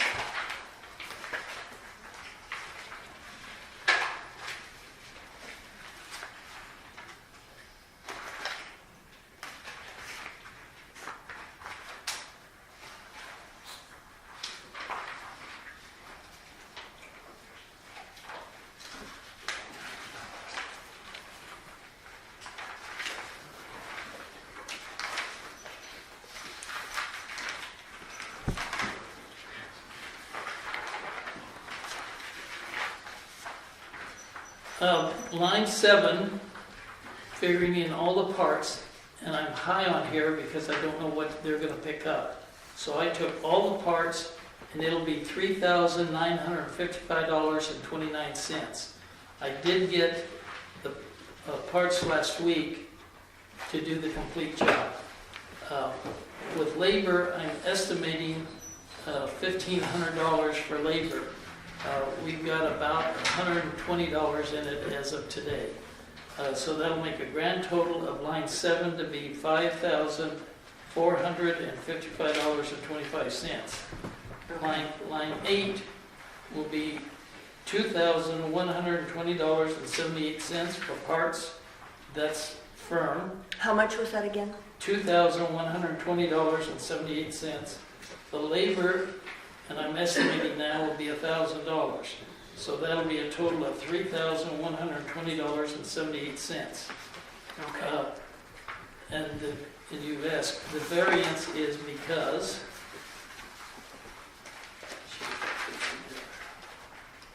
So they're doing line 7 and line 8 on 49,000. correct. Right. And the difference in the cost is because I'm going to only go 111 feet on line 8 and For the block wall. 230 feet on line 7 because I'm going past The block wall. the block wall. And yeah, you and I are out. And that block wall has been a problem. That homeowner has fixed it 3 to half a dozen times in the past 8 years. And it still leaks. Okay. All right, so, and that will be capitalized. And Yes. so, but we should wait probably until we have exact. Yeah, the materials, and don't forget, I figured all the pipe and all the fittings. They know they're gonna pick up part of it. One guy at this meeting said, oh, let's just lay a 20-foot stick in there and let it go at that. And I said, no, the engineer said you'd come, be 45 feet or 60 feet that you might do. Oh, well, we didn't know that. They said, we'll talk to you later. So, Okay. Does All right, anybody so- remember when we bought the truckload of pipe, if we capitalized the pipe? No, the monitoring. All right, and you said this would be done July something? Their timeline is the end of July, but at this meeting, they said, no, we probably won't finish then, and they sent out a mailer, and that says until in early August. So are you gonna be able to do these without interruptions to irrigation, being on a 2-week schedule? I say yes, but I'm gonna have to be there when they cut that. I reviewed it with the guys who were digging the potholes and everything, and they had no clue of where our real line was and where we want to put the line. And they said, oh, well, nobody told us that. And I said, well, see all the blue lines? And they said, yeah, but we didn't know what those meant. And I said, holy smokes. So I want to be there when they start digging because I don't want them to break our old line. I'm petrified of that. Okay. All right, so I move that we table this until next month and get another update. A second. All in favor? We're tabling. All in favor? Thanks. Right. Motion carries. Okay, moving to new business finally. Discuss and possible action to approve William Sullivan, General Counsel, attorney fees in the amount of $1,014.75. And we did get another bill today that's that they sent me. I forwarded that to Brenda. So anyway, do I hear a motion? Is that itemized, Brenda? Yes, Sullivan's, there's a copy of it in your file. We are gonna be way over budget on this stuff. Well, we should be done because the final bill that he sent us is for the meeting that we had him at the church. Okay. And we haven't contacted him since then. So that should be on. So do I hear a motion? I make a motion to. What's it for? This was for the county business, to get the recommendation for the acreage voting, to consult with him and get the opinion. And why are we incurring so many lawyer bills? I mean, I requested the records of all these. You requested what? The attorney bill. This one is $4,600. You know, there's 3 different sets in here. $4,200.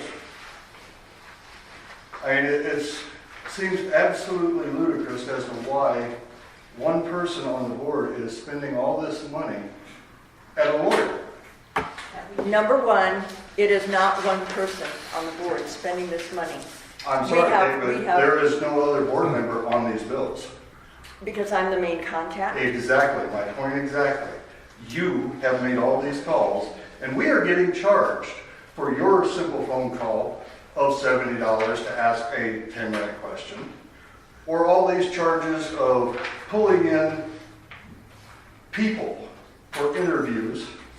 Oh, excuse me, we cannot discuss that? Oh, we can discuss how you're spending so much money when we're over budget and it's ours to begin with.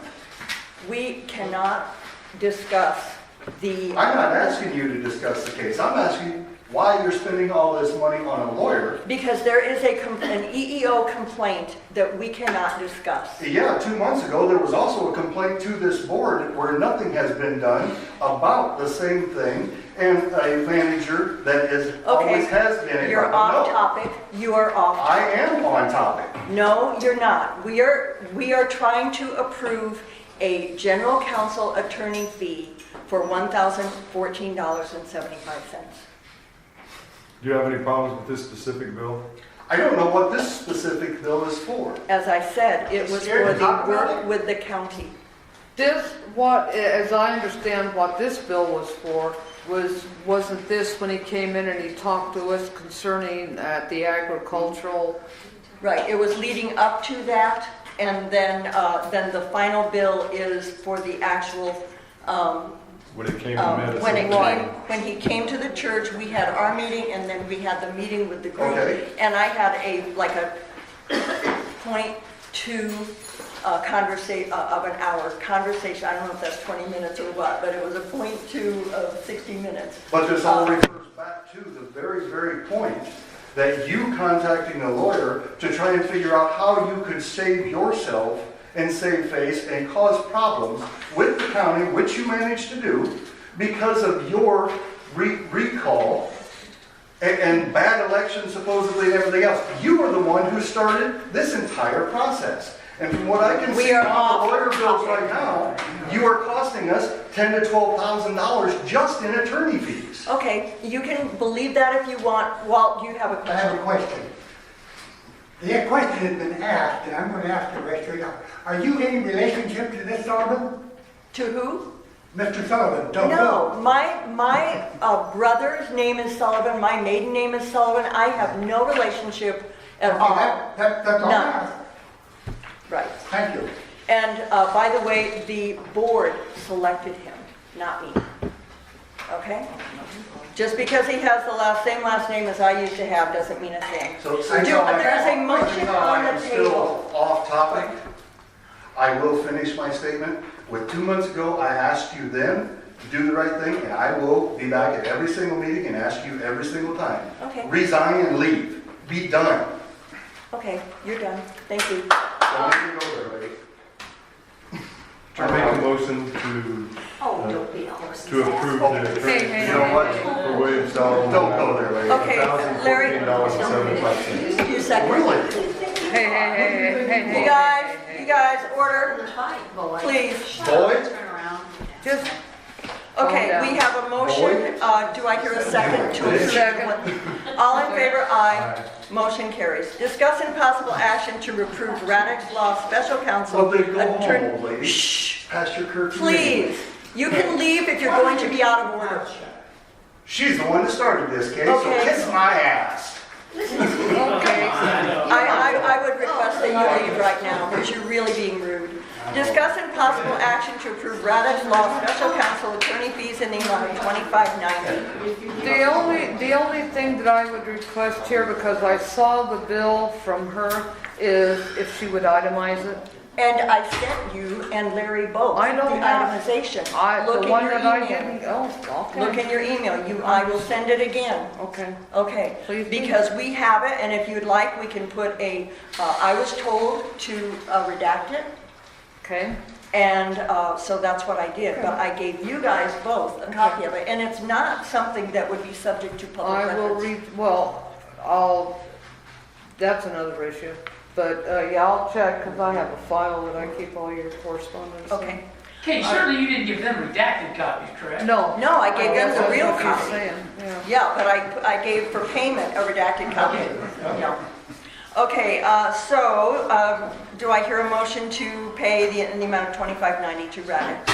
I make a motion to approve the attorney fees for $2,590 to Radix Law for special counsel. Second. All in favor? Aye. Motion carries. Okay, I'm sorry, did somebody say something? Yeah, yes, I Okay. think why a second. Okay, we've done C, discuss and possible action on intellectual propriety agreement. Did you put that on there? No, you had it on there, I thought. I provided one from last month. But that would have been under old I business. think, Renee, I think you put it on there because you Yeah. wanted to. I wanted to review it and reread it. You're right, I wanted to review it. So have you done that? Yeah, I've read it. Is it okay? Unless, I don't have a major problem. I thought it had yeah. something to do with the people that were volunteering, that we wanted to get something. No, that's No, another item. that's Okay. not it. That's not it. That was to get the signatures. Okay, you have a lot of documents here for us, Brenda. I thought it had something to do with the volunteers that were working in the past, that's why I made those copies. Oh, so we don't really need this. I don't. I think so. I think what this It stems gives a from, good basis. I think what that stems from is from, you were talking about doing it for Brett because of the. Right. And I gave a suggested one Right.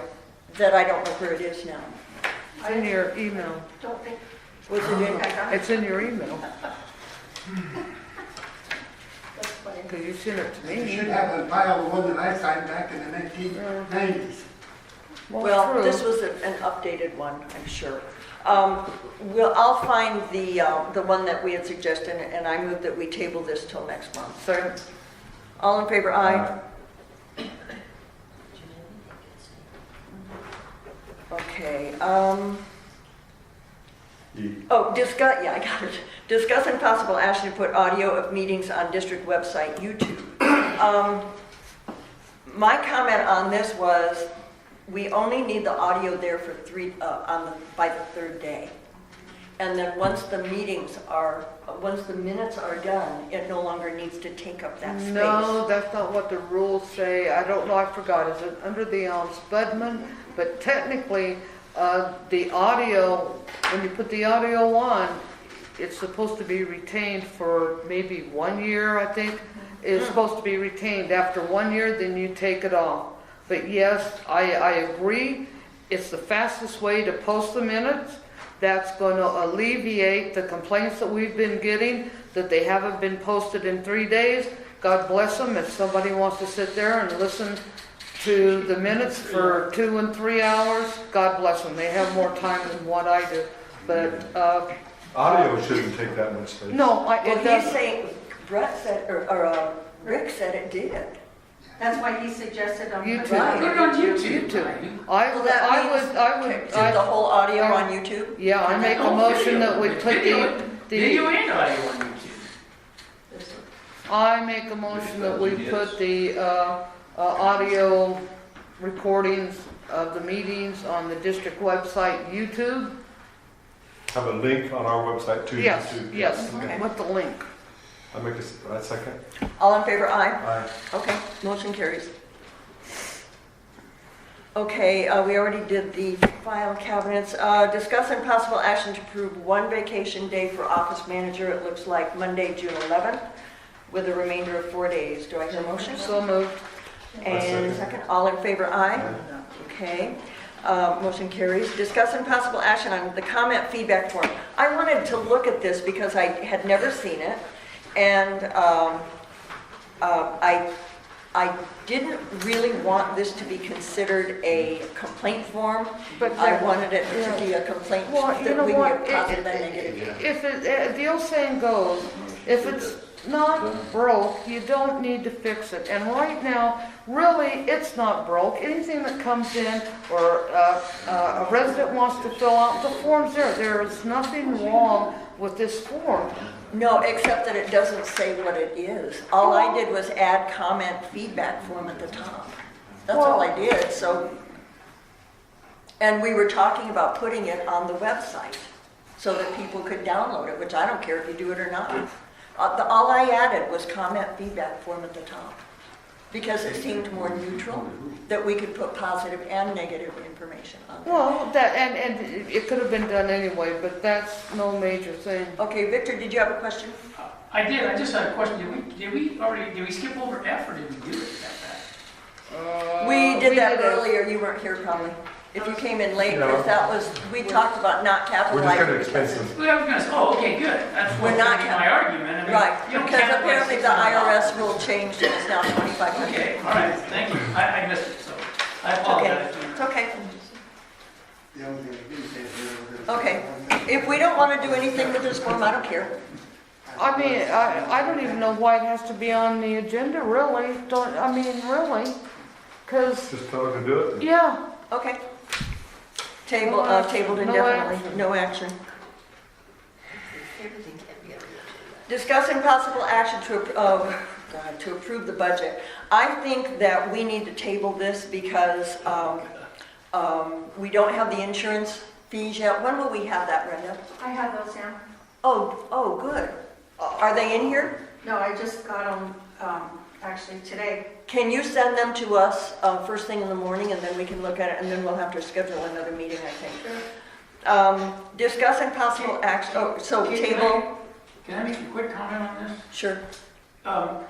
We approved 10,000 for an audit that we don't need to do. I've discussed that with. Yeah. So let me just, because I don't want to get into the whole budget thing, but if what Larry has proposed, the GPS, would only add $1,500, which does divide by 12, that's always a big deal. It's $125 divided over the whole farms. So we're still under that budget, so we wouldn't have, it wouldn't be in addition to that budget. If we didn't change anything on the budget, we would be covered. We'd just have to move it from an audit expense to an equipment expense, that's all. But we have more than that. We have $3,500 more than that linked to the budget. So it wouldn't affect it up at all. It might affect it down if you take the extra Okay. $3,500 off. I think there are some other issues on that we can discuss. So I move that we table this until a special meeting. Can I make a suggestion? That we move this item to a special Board of Directors meeting to be held no later than June 30th, because it has to be done by June 30th. Right. Okay. How about that? I second. All in favor, aye? Aye. Okay, motion carries. Okay, Victor, discuss and possible action to establish the audit committee. So you had recommended we do this, and that was because we thought with the amount of the budget and everything. So do you want to discuss that real quick? Well, I just went through it all and ran the numbers. We are not going to be over $1 million, so we do not need to do an audit. We can just still do a review. Yeah. That being said, we do have to have an audit done once every 10 years. We did it, how many? 2011. 2011? Okay, so by 2021, we have to do an audit, provided we do not exceed $1 million. And unless we had a big capital improvement, we have gone over $1 million and we had big capital expenses in 1 year, but we're not going to this coming up here. We simply just don't have the No money to do action? it. Okay. So we only have to have a review, not an audit. Yeah, it's no action. Okay, moving on, discuss and possible action to establish a depreciation committee. This is vital. Oh, And yes. I think Richard, Victor, Walt for 3. Anybody else want to Who was the get? third Did one? you say Walt? Well, Richard, Victor, and Walt. I'll share that committee if you'd like. Okay. Richard, Victor, Walt. I move that we establish the depreciation committee with Richard Minton, Victor Armandaris, and Walt, and with Victor chairing. I second. All in favor, aye? We're going to put you in those meetings. Okay. When we have a meeting, we're here. Can we table the next one, the financials, the broader Because you discussion? put a lot of. In fact, I almost think it should be with the budget. Yeah. Okay. Well, then I make a motion to move item L under new business to a special Board of Directors meeting to be held no later than June 30th. Second. All in favor, aye? Aye. Motion carries. Okay, discuss. I combined it with the Right. budget to The- be held no later than June 30th. Discuss and possible action to change the emergency account. It was suggested to me that the emergency account should be expanded for more than just the pump, and this would be for like emergency line replacements or emergencies that come up, like people running into our standpipes or something critical that was going to be very costly. I don't know for sure that in the beginning that it was just pumps anyway. It was an emergency fund. It could, we could have like the time that we had the line break on 43rd Avenue and we couldn't irrigate. That's an emergency, and I think we should be able to use it for emergencies. That's what it's there for. That's what it was originally established. Not just pump failure. If you go back and look at the motion, you'll find it was an emergency fund. It's not just the pump then? It's not just the pumps. Everybody thinks it's the pumps, but it's not. Okay. Just, Okay, we just call it that. Isn't the infrastructure insured? Yes. Yeah, but they aren't gonna, it's not insured if we have a pipe burst or. Right. Well, that's what I'm The saying. pump is. The pump and the motor? I understand, but that's amendments and that's endorsements on your insurance. That's stuff that can be added. I'm just thinking, why would you could almost have it in two. I think it would be very expensive to insure Yeah. a 50-year-old pipe. And 18 They miles. will not insure the pipeline. Well, that's not necessarily true because you can insure an old home, you can insure an old business. I insure old warehouses, I mean, properties that we use we have inland marine insurance, and that covers our property and building and dwelling, something, I mean, we use our insurance for that. I mean, it's one thing to use your capital, it's another thing if you're already paying insurance to insure the property. Can you research that, see if you can find somebody with insurance or pipe? I'm sure they're insured But infrastructure. could We you would research never it? have to replace any pipe again if we had Okay, insurance. yeah, ask his brother. Oh, no, they don't. It'd be a great idea if we could do it. Dump Let him research it and come up with a number. They would totally dump us. They don't know how many Give them leaks 1 we year, just have. give them 1 year, then they'll die. So. Okay, I think we should just take no action on this if it is an emergency, if there is an understanding that this is an emergency account and not a pump emergency I account. think you ought to go back and look up the original motion. Then in that case, I make a motion that we, because we're never going to find it, Walt. I got it. Oh. Well, if we make another motion, it won't hurt, will it? No. And it's faster than you having to look it up. I move that we Go home and get it? use the emergency account for emergencies as voted on by the board, as decided on by the board, I second. for infrastructure type. It's fair. Okay. You seconded. Oh, sorry. All in favor? Aye. Aye. Okay. Keep on. Motion carries. Okay, discuss and possible action on policy regarding the use of volunteers. I did clarify that once it was determined that we are a government entity still and should be going forward, that we may use volunteers like like other government or special taxing districts would use candy stripers, volunteer firefighters or firemen, that kind of thing. The only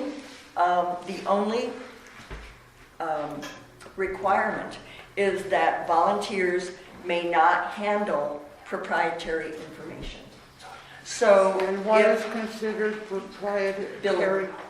Oh, well, I would like to see that in writing. well, I mean, it's got stuffing- customer information. You know what, number one, I don't know where this was raised from the table, because 2 meetings ago, I tabled it indefinitely, because I know where we were going. And, you know, to me, this is trivial. Stuffing envelopes, stuffing bills in envelopes is nothing. We should be thankful that the people want to volunteer. I do agree, though, if you want to call a volunteer and the volunteer comes in and does the work of, let's say, the manager, if the manager's out or whatever, then yeah, they should be paid. Absent that, they're strictly volunteers and they don't get paid. You're right, like candy, candy stripers, whatever. But I don't know where this came back up. I put it back on because I wanted a clarification because of all of the emails that were sent back and forth between the attorney and you. Oh, well, yeah, because, quite frankly, it's like I told her, I'm sorry, but, I think the interpretation is wrong. But I do not think bills are proprietary, the stuffing of envelopes in a bill. If I do a public document request for every invoice in this district, am I able to look at those? An And this is invoice? yes. Well, An invoice. I don't want That's to what look I'm at saying. mine. Am I able to look at those invoices? And I will tell you, this came up, a matter of fact, years ago, and I would have to dig the documentation out. I think, yes, we did have to supply because we were arguing. Okay, that's all I want to know. Yeah. If it's open I to don't everybody, believe then that. fine. Anybody Yeah. can stuff an envelope. But if I somebody understand. stuffed an envelope and everybody lost their cookies because a computer got taken out of this office by, I forgot what their name. Yeah. And Well- it had proprietary information. One thing it had is invoices on it. Who gives a crap? Well, It had but I'll social tell security you numbers. what, how many customers were upset about Well, that? everybody's upset about it. So lot. what I'm saying is that if it's a public document request, and I can see invoices if I request it free of charge, I have to. It's not free of charge. You would have to pay for it, No, you don't have to But pay there's for it. You certain- have to provide them free of Well, charge. no, I understand.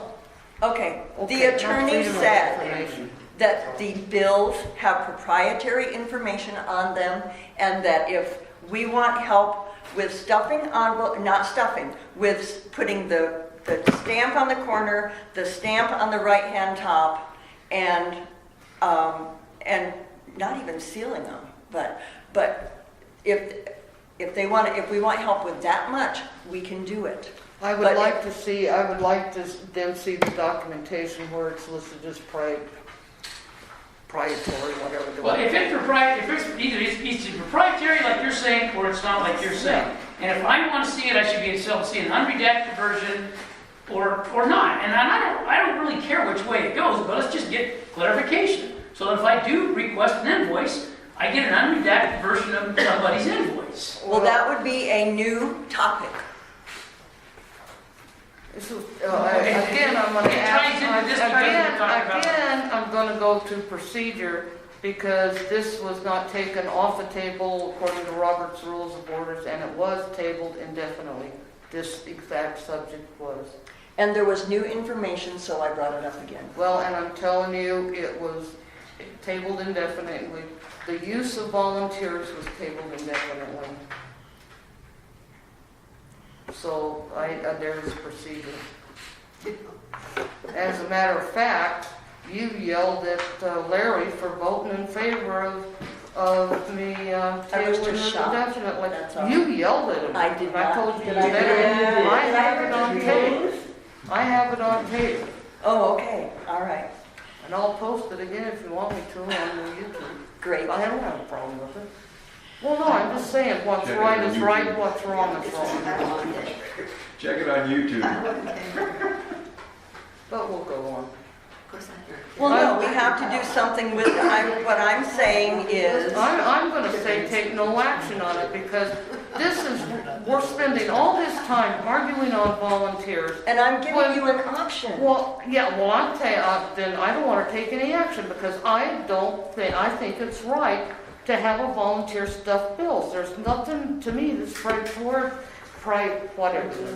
Well, I would like to move that we allow, Before you move this, will your attorney give you this opinion in writing? no, or she would, yes, Oh, it's a she. for another price. For another price, yeah. Oh, she'll give it to She you told me verbally? verbally, I called back and I That's the just problem. said, really? Not verbally. I have something from her here, right? This is in my packet. Okay. First, the district maintains confidential financial information regarding its customers, which is necessary. It must be accessed in order to provide invoicing services and accepting payments. The district is liable for its agents performing these services on behalf of its means. The district has liability not just for those who are employed by the district, but also volunteers performing these services on its behalf. I mean, that's a pretty clear warning, really. And You know, she doesn't give us this information so that, I mean, it's advice, but she doesn't give it to us for kicks. She's giving it to us to advise us on how to stay out of trouble. Why don't you watch the cameras and see what actually takes place?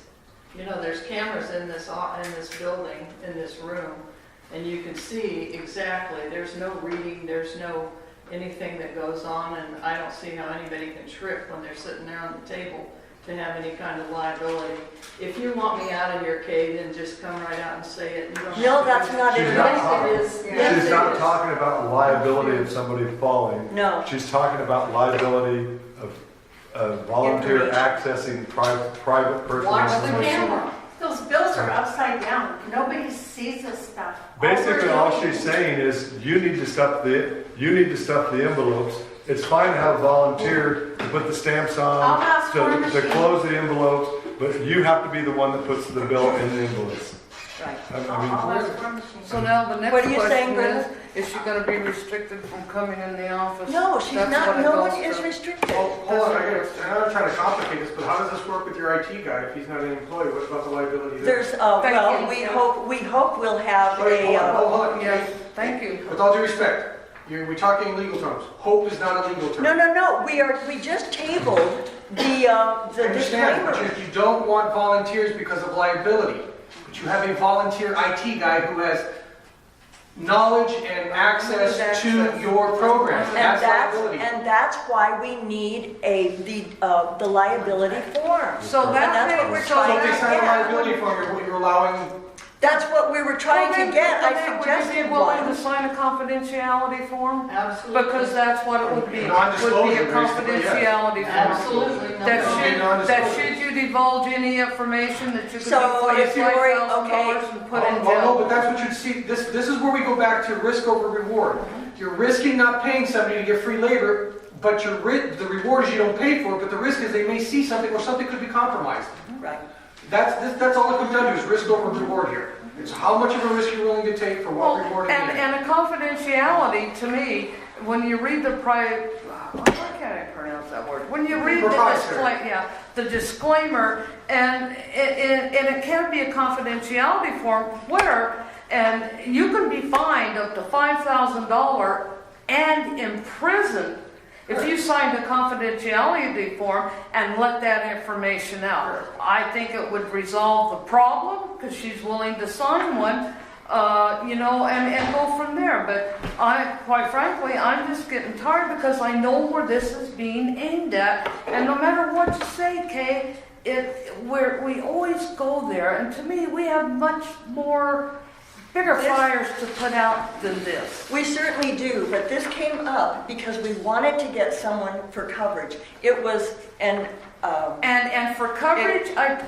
you're right. If you said we're going to replace Brenda because Brenda's out for a week, that person comes in, then yes, you are obligated to pay. But in this scenario, there's two different scenarios here. You have a scenario where somebody comes in, where Brenda's here, she stuffs the envelopes, put the stamps on the envelopes, which allows Brenda to do some other stuff that she needs to do. So that's where we're at, but I'm shutting up. Denise? I'm a lot more worried about someone who has computer smarts and IT access and everything using my information than I am worried about anyone, whether it's Lynette, Karen, whoever, stuffing my bill into an envelope with my address and how much I got. There's a lot more information that your volunteer, Brett, can get with all his passwords that he has to all of your computer system with all of my information. There's a lot more that can be done with that. Well, it isn't just Brett, it's Rick too, both of them. Well, And Rick as Brett, well. all he has is the scheduling. But he has the passwords to all these computers. No, he's got a password to the scheduling system, I think. Well, the scheduling system isn't on our computer. But anyway, So, and the same thing about Rick. I'm not directing it just at Brett. There's a lot more risk about an IT person having my. And that is why we are trying to get the forms signed by both of them. And that's why I had presented that on another one. There's also another legal term that you're missing here. It's called ex post facto. It means after the fact. If you're going to have somebody sign something now, and then you're going to find out some information was discussed, and that information was prior to your Non-Disclosure Act, you guys are going to spend a whirlwind here trying to figure out the who, what, where, and why, and timestamp everything. Well, I'm just saying, these are legitimate things. Well, you're right. We can sigh at it, but then the second something like this comes up, and you get a jerk like me that finds out this is going on, I'll press the issue. I will hire an attorney and go after it. If this is what's going on, then it's going to be on you guys to prove that this wasn't done that way. You're going to have to prove why it was okay in this instant to have a volunteer having this much sensitive information, but now you want to sign a piece of paper that's got all the information from before, but then you don't want to let You a volunteer. You see what I'm saying? You brought the volunteer issue up in the first place. I'm sorry? You brought it up in the first place. You started this. I got a question.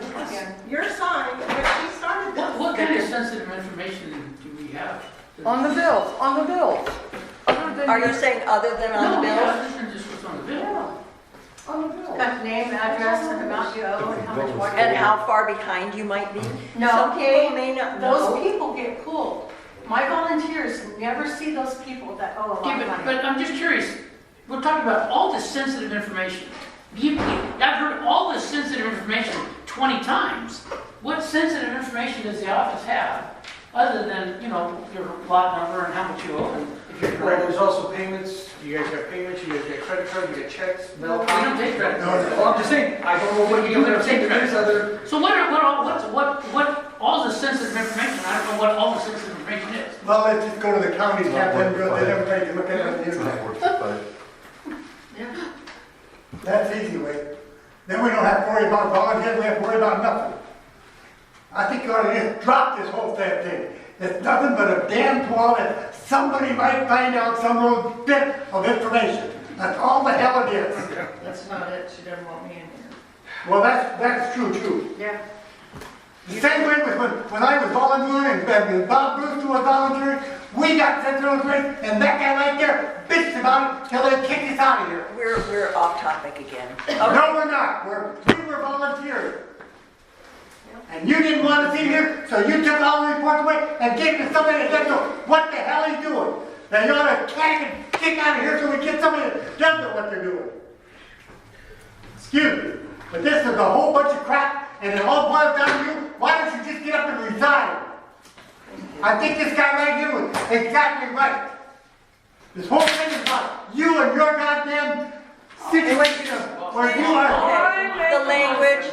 The language is this. Come on, let's conduct a public. All right, hearing. I do not care about this issue anymore. You guys can do whatever you want with it. It's up to you guys. I make a motion to table indefinitely. Brenda, are your invoices folded, did you say?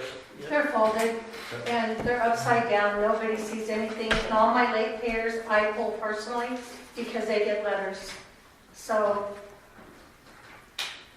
I think if they're not seeing information, we're covered on that. If they're not seeing, if they don't have access to complement information, there's not a problem with it. they're all folded, they don't see anything. Okay, You want to do no action then? Pardon? no action? Sure. That removes it. Okay, discuss and possible action on claim for 43rd Avenue standpipe damage. Richard, where we at? Larry's getting a lot closer. Oh. We're Larry. very close. Basically, the problem that we're running into on that is there was a two-car accident and there was no tickets issued. One driver is saying she ran the red light and the other driver is saying he ran the red light. So the insurance companies are still fighting over responsibility. Both insurance companies are talking to me now. Our name is listed on the claim. When they settle it, we will get paid.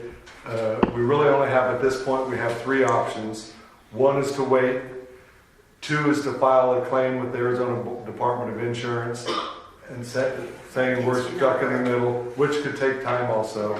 And then the third one would be to sue the two drivers in small claims court for them out. And if they had maybe the heat of a small claims court, they might speed their insurance companies up. So that's where we stand. Okay. I think we should table this till next month because it's still going to be ongoing. I so move. Last second. All in favor, aye. Aye. Okay, discussing possible action on the monument that the co-op is suggesting. Tim? The first one we want to put right out here on the diagonal part of your fence. And it's going to be a, like I said in the letter, what is it, 9 feet wide 9 feet wide, 5, and 5 feet tall. but it'll be 6 inches off the ground, so 5.5. 6 inches off the ground. It's going to just say Sunburst Farms, then established in a Western motif sign with rock pillars and base. And then the top of it will have a little bit of a sunburst like the sign top. And we're going to put we want to put the first one there, and then we'll sell that look and hopefully put them on 43rd and Acoma and a couple other corners as we enter the community. Similar to this, the new one that's going up on 51st and Bell. There's a real nice one up there. Yeah. We want to do one something like that. It's going to be attractive, and it's going to be right there on the fence. It's going to be probably 6 inches off the fence, and it'll be about 12 inches wide, so we're looking at 18 inches out from the fence, right there. Okay. And you forgot about the lighting. And then we were going to light it for night light. And the one thing we were going to have to do is, since we were going to put it so close to the fence, we wanted to attach some kind of a bracket on the inside part of the concrete block wall fence, so that we put the solar collector panels on that, which they're not very heavy at all. which then would then feed the battery, which would then feed the inverter, which would then feed the lights for nighttime. Give us backup lights for nighttime. It would be lit, it would backlit at nighttime so you can still see the cutout letters. And it's going to be a metal sign with a platinum cut on the letters and a design, whatever design we have on there. And a rock wall back, so you'll be looking at the sign, and behind that will be the rock wall, which will frame the sign. Okay, my concern is what's underneath it. We blue stake it obviously ahead of time. Right, if there is that, what goes under there, Richard?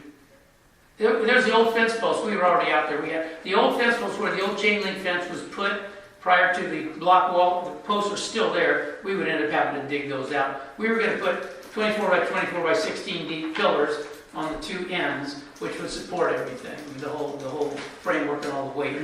Are you getting into easement issues? Is that what you're? Well, No. I'm concerned about what's underground. Oh, And okay, talking about if easement something goes wrong with what's underground. Blue stake it. You have to blue stake it. Well, yeah, but if you blue stake it.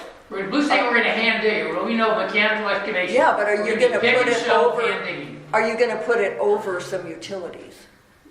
Blue stake it, then we can answer that question. We can't answer that question until it's blue stake. I mean, if you can put it over utilities. If the utilities are 4 feet deep, and you're doing 16 inches deep, there's plenty of things where utilities run under driveways that are 5 inches deep, and the utilities are 36 inches deep. Happens all the time. You don't want to put a 40-inch deep pillar where on a 36-inch deep line and cut the line. We wouldn't do that, you know. Have we checked if there is an easement out there? I don't think it really matters It's not because an issue. we don't have to get permits. Being just like the building, we didn't have to get permits or anything.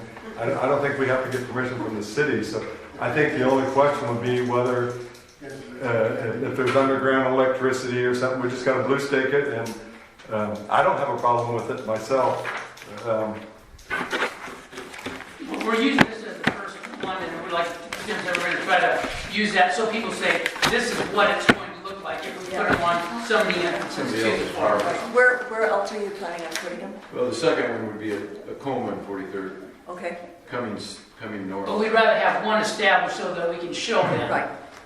Because we're going to be putting it on private property. And then, Do we want to look at it before they do? I'd love to see it, but I don't think you can show it to us until Yeah, we it's have- designed and built. Yeah. So you know, you don't have like a graphic of what it's gonna look like? No. well, we're going to use, I can tell you what we're going to use for materials. We're going to 2 by 2 angle iron, 3/16 rod. We're gonna build it, and then we're gonna put 6 inches. Still, they're gonna go down 6 inches off the ground. We're gonna have the 24 by 24 pads. We're gonna red head plate on there. So. Are you guys building these yourselves? Yeah. Okay. Roger and I are probably gonna do most of this. We'll do all the welding and stuff, and then we'll have some people help do the digging for the concrete, finish concrete, drill the red heads. It's easy stuff. This is simple stuff. So, I mean, it takes effort, but it's not complicated at all. So. I mean, about the most complicated things is wiring the lights, and that's going to be a 12-volt collector to a battery to an inverter to an LED light, 3 LED lights. We've gotten positive comments on the sign toppers, and I'm sure this will create positive comments Yep. as well. Yeah, the toppers are nice. Have we put how many toppers up? Sign toppers? 34. 34 sign toppers up. You know, so. And we're putting all new, we're buying 100 new block watch signs to go up to replace the old ones. Nothing kind of green your way or anything? No, I think it's a great idea because it'll act like a ballard for a black wall. Yeah. Well, and if anybody wants to hit the wall again, they're gonna hit that before they hit our wall. That's right. But, okay, do I hear a motion? I make a motion to let them put their monument up on the corner. Second. All in favor? I do think it needs to be blue stake though. Yeah. We wouldn't do that without a mistake. All in favor? Aye. Okay, motion carried. Okay. Thank you. Thank you. Okay, a question came up about whether the city could do could be responsible for our bridle path cleanup. I put in a call to a contact that I have at the city who hasn't, the inspectors report to her.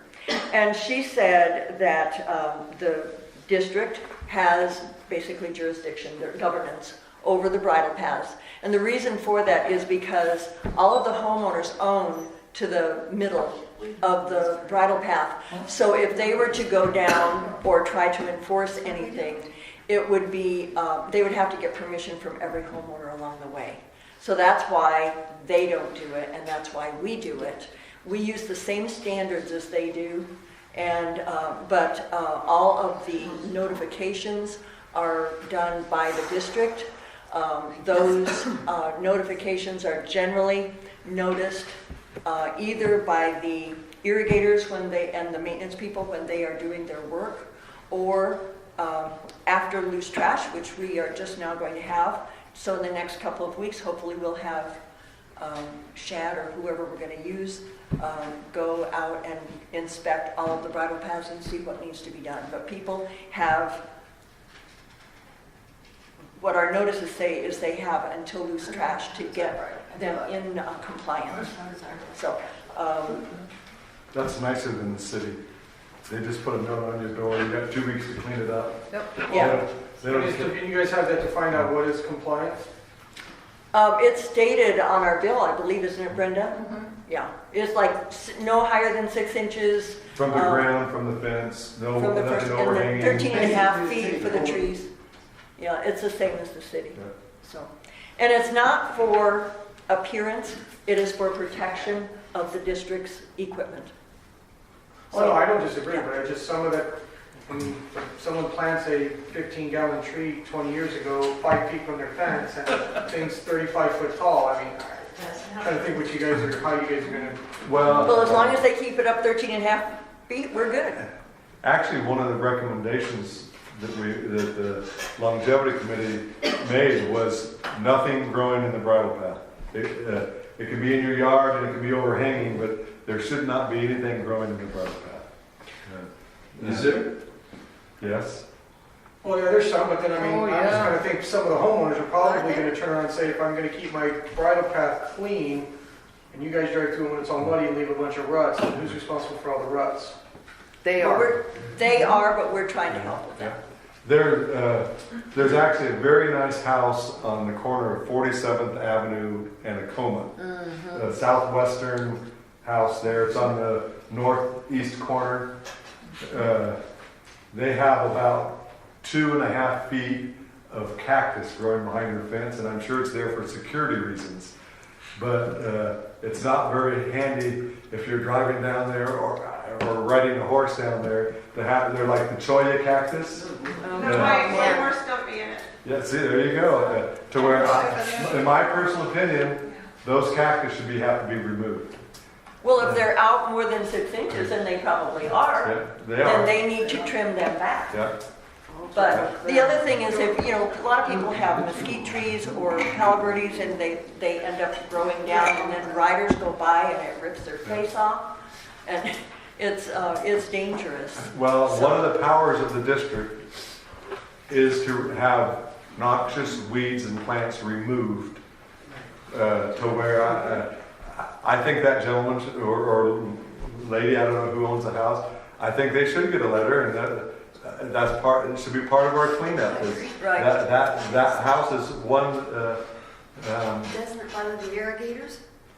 It does make that Well, road a little narrow yes. when you're driving in there because But the other- they're growing out a couple feet from the fence. But the other thing is, you know, people who have, like, I've got some ivy back there, but not where my valve is. But if people have ivy or other plants on the wall, they've got to worry about spiders and scorpions and all kinds of things. And so we need to keep those areas clean just for their safety. Anyway, this needs to be just no action because I left it on here because I wanted to give information about why they wouldn't be doing it. I actually asked to have it put on because I got one of those notices from the city, and I noticed on there it said that it's your responsibility to have your property and your easements cleaned. So I said, oh, they'll enforce having the easements clean. We just need to let the city do that. So that's why I asked to have that put on the agenda. Okay. All right, discuss and possible action on claim for 41st Avenue standpipe damage. You already had put that in your report, so I think we're good on that. Yep. But I'm going to table it for next, I think we need it tabled so that we'll discuss it, we'll follow up on it. I'll table it definitely, and if we don't get the money by next month, then we can have, let's And get you're things following up. up on that then? Yep. See, this was the way of following up. I just wanted to make sure we got it. Yeah. If we don't have it by then, you just add it. Well, I would like to just table it until next month and make sure we have it, and you can then say, we got it, and then I'll be happy. So I move that we table it till next month. Second. All in favor, aye. Discuss and possible act, motion carried, to obtain written warranties on all purchases and services based on the amount spent. The reason I wanted this put on here is when I was looking at the Drill Tech stuff, we don't have a warranty. There's nothing warranted on that. Now, I did discover that the ROC does, I looked at their website and everything, I couldn't find anything on, like if they just had like a general warranty of parts and labor or whatever. So I think that it would be a good idea when we're making purchases. I don't know what we've got on the tractor or the track hoe or any of our, there should be for our office equipment, I'm sure, that when we purchase it. But on services, I don't know what warranties we get. Well, I think whatever we do, whether there is a warranty or not a warranty, maybe it should be put on the contract when we do it. It If should there's, be part of your bidding process. yeah, It'll be if added. there's no warranty, they need to have it put on there, no warranties. So usually what they're gonna throw to you is gonna be manufacturers, because they're not the manufacturer, they're just the installer. So usually, but then there's a craftsmanship and labor part of it that's on their end. So, i.e., the pump didn't fail because of a manufacturer defect, it probably failed because of install or maintenance, whatever but that's something you guys have to pre-word in your RFP when you guys are getting prices, is that stuff needs to be spec'd out, because somebody will adjust their price accordingly, saying, if I got to warranty this, I got to give a minimum 5-year, 10-year, whatever above the manufacturer. Obviously, the price is going to go up. But then you at least have that information, that's another insurance policy that you don't have to pay for. Okay. I don't know that we need to do anything on this now. I just wanted to bring it up that I think it needs to be addressed. Yep. And, go ahead. And Brenda. it needs to be done prior to the work being done. Right. Yes, Right. That should be part of the The RFP. specifications and Be submitted. dimensions onto a standard. Right. So we're not following any of those at all. Standard practice. But it's She worrisome. was asking for certificate of insurance, it should just all be standard practice. That's Right. And It should be part of the. As long as this place has been in business, it's amazing it's not. I know, which is why I brought it up. So, okay, I'm willing to say no action taken on this, but hopefully we will be cognizant of Yeah. obtaining the proper documents. Okay, we don't need to do T anymore, do we? No. Okay, and requesting to consider the action taken on acreage voting, discuss and possible action on acreage voting versus individual. Did this come up because of David?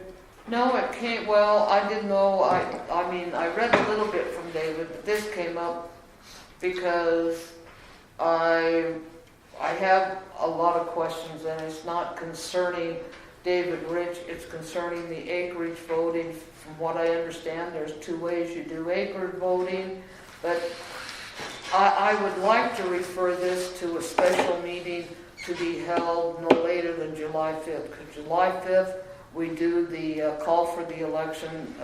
Just so you know, we've already been notified that November 13th there is going to be our election. But Good. I would like it to be referred to a special board of directors meeting in and of itself. You said November 13th? November 13th, yes. Okay. So special meeting, I agree with this, and I was talking with my husband about this because I think there will be questions, and I think there is more than one way to handle it. Oh, and that yes. we need to decide And what we're going you know, to do. just briefly, I really believe that the only reason why this came up was because of the recall. However, we have been voting, individual voting for 40 years, however, 50 years. quite a long time.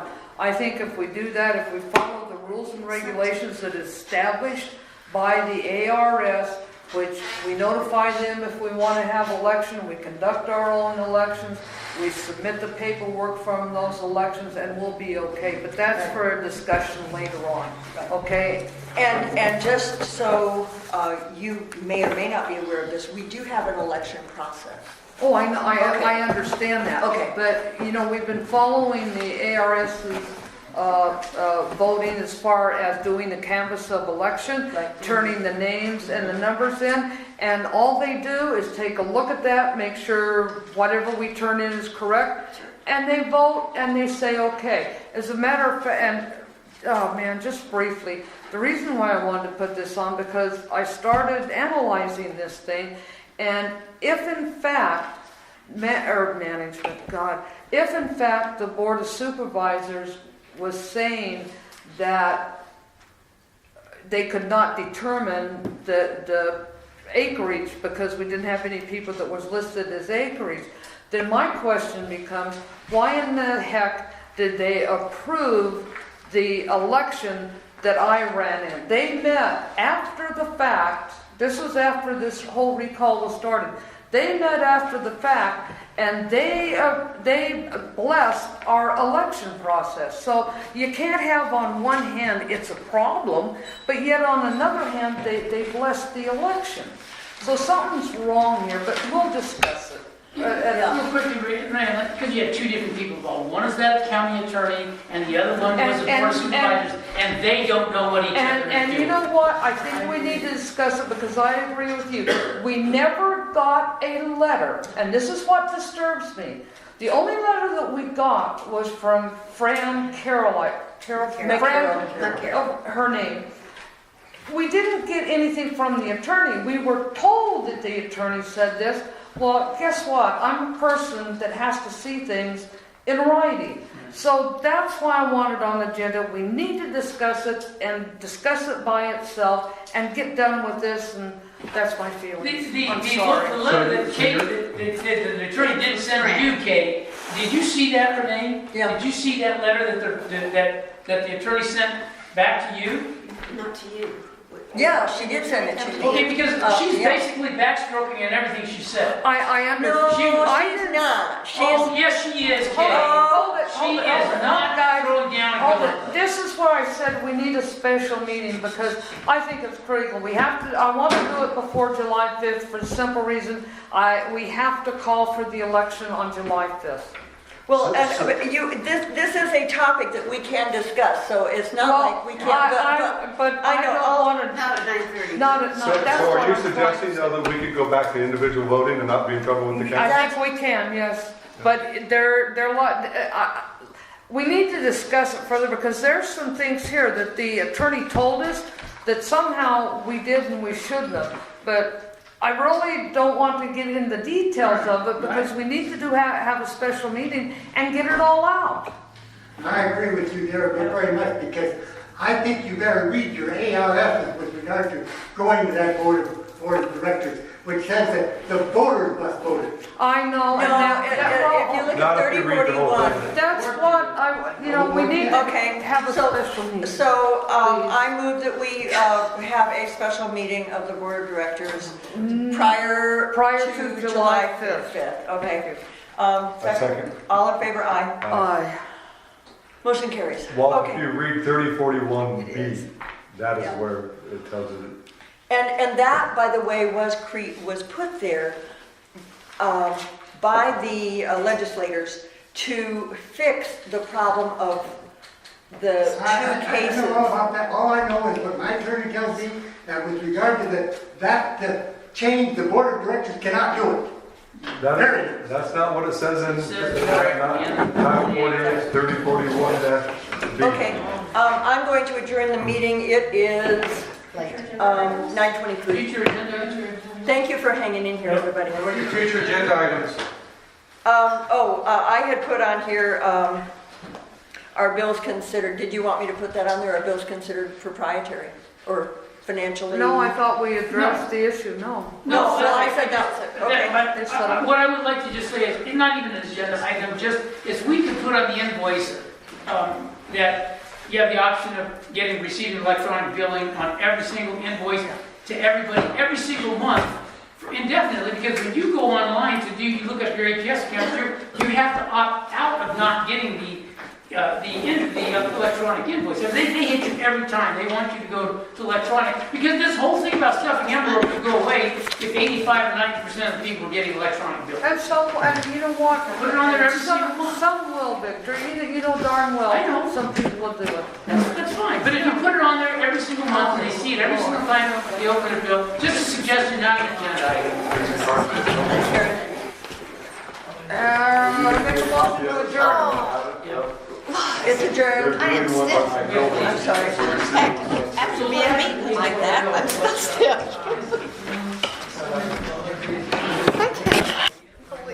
Just, you put it in your file. and then- I don't know. I don't know if it's a copy because of the colors of it. Yeah, I know, between the two of you, it's like, Yeah, there's over here. I'll give you the as-built. I'll give you the as-built. Thank you, ma'am. This is the as-built.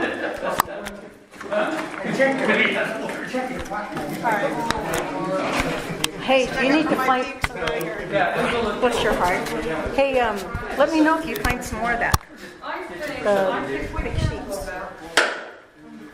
of your rock stuff here, of your, Oh, I can't get it. oh. $8,000.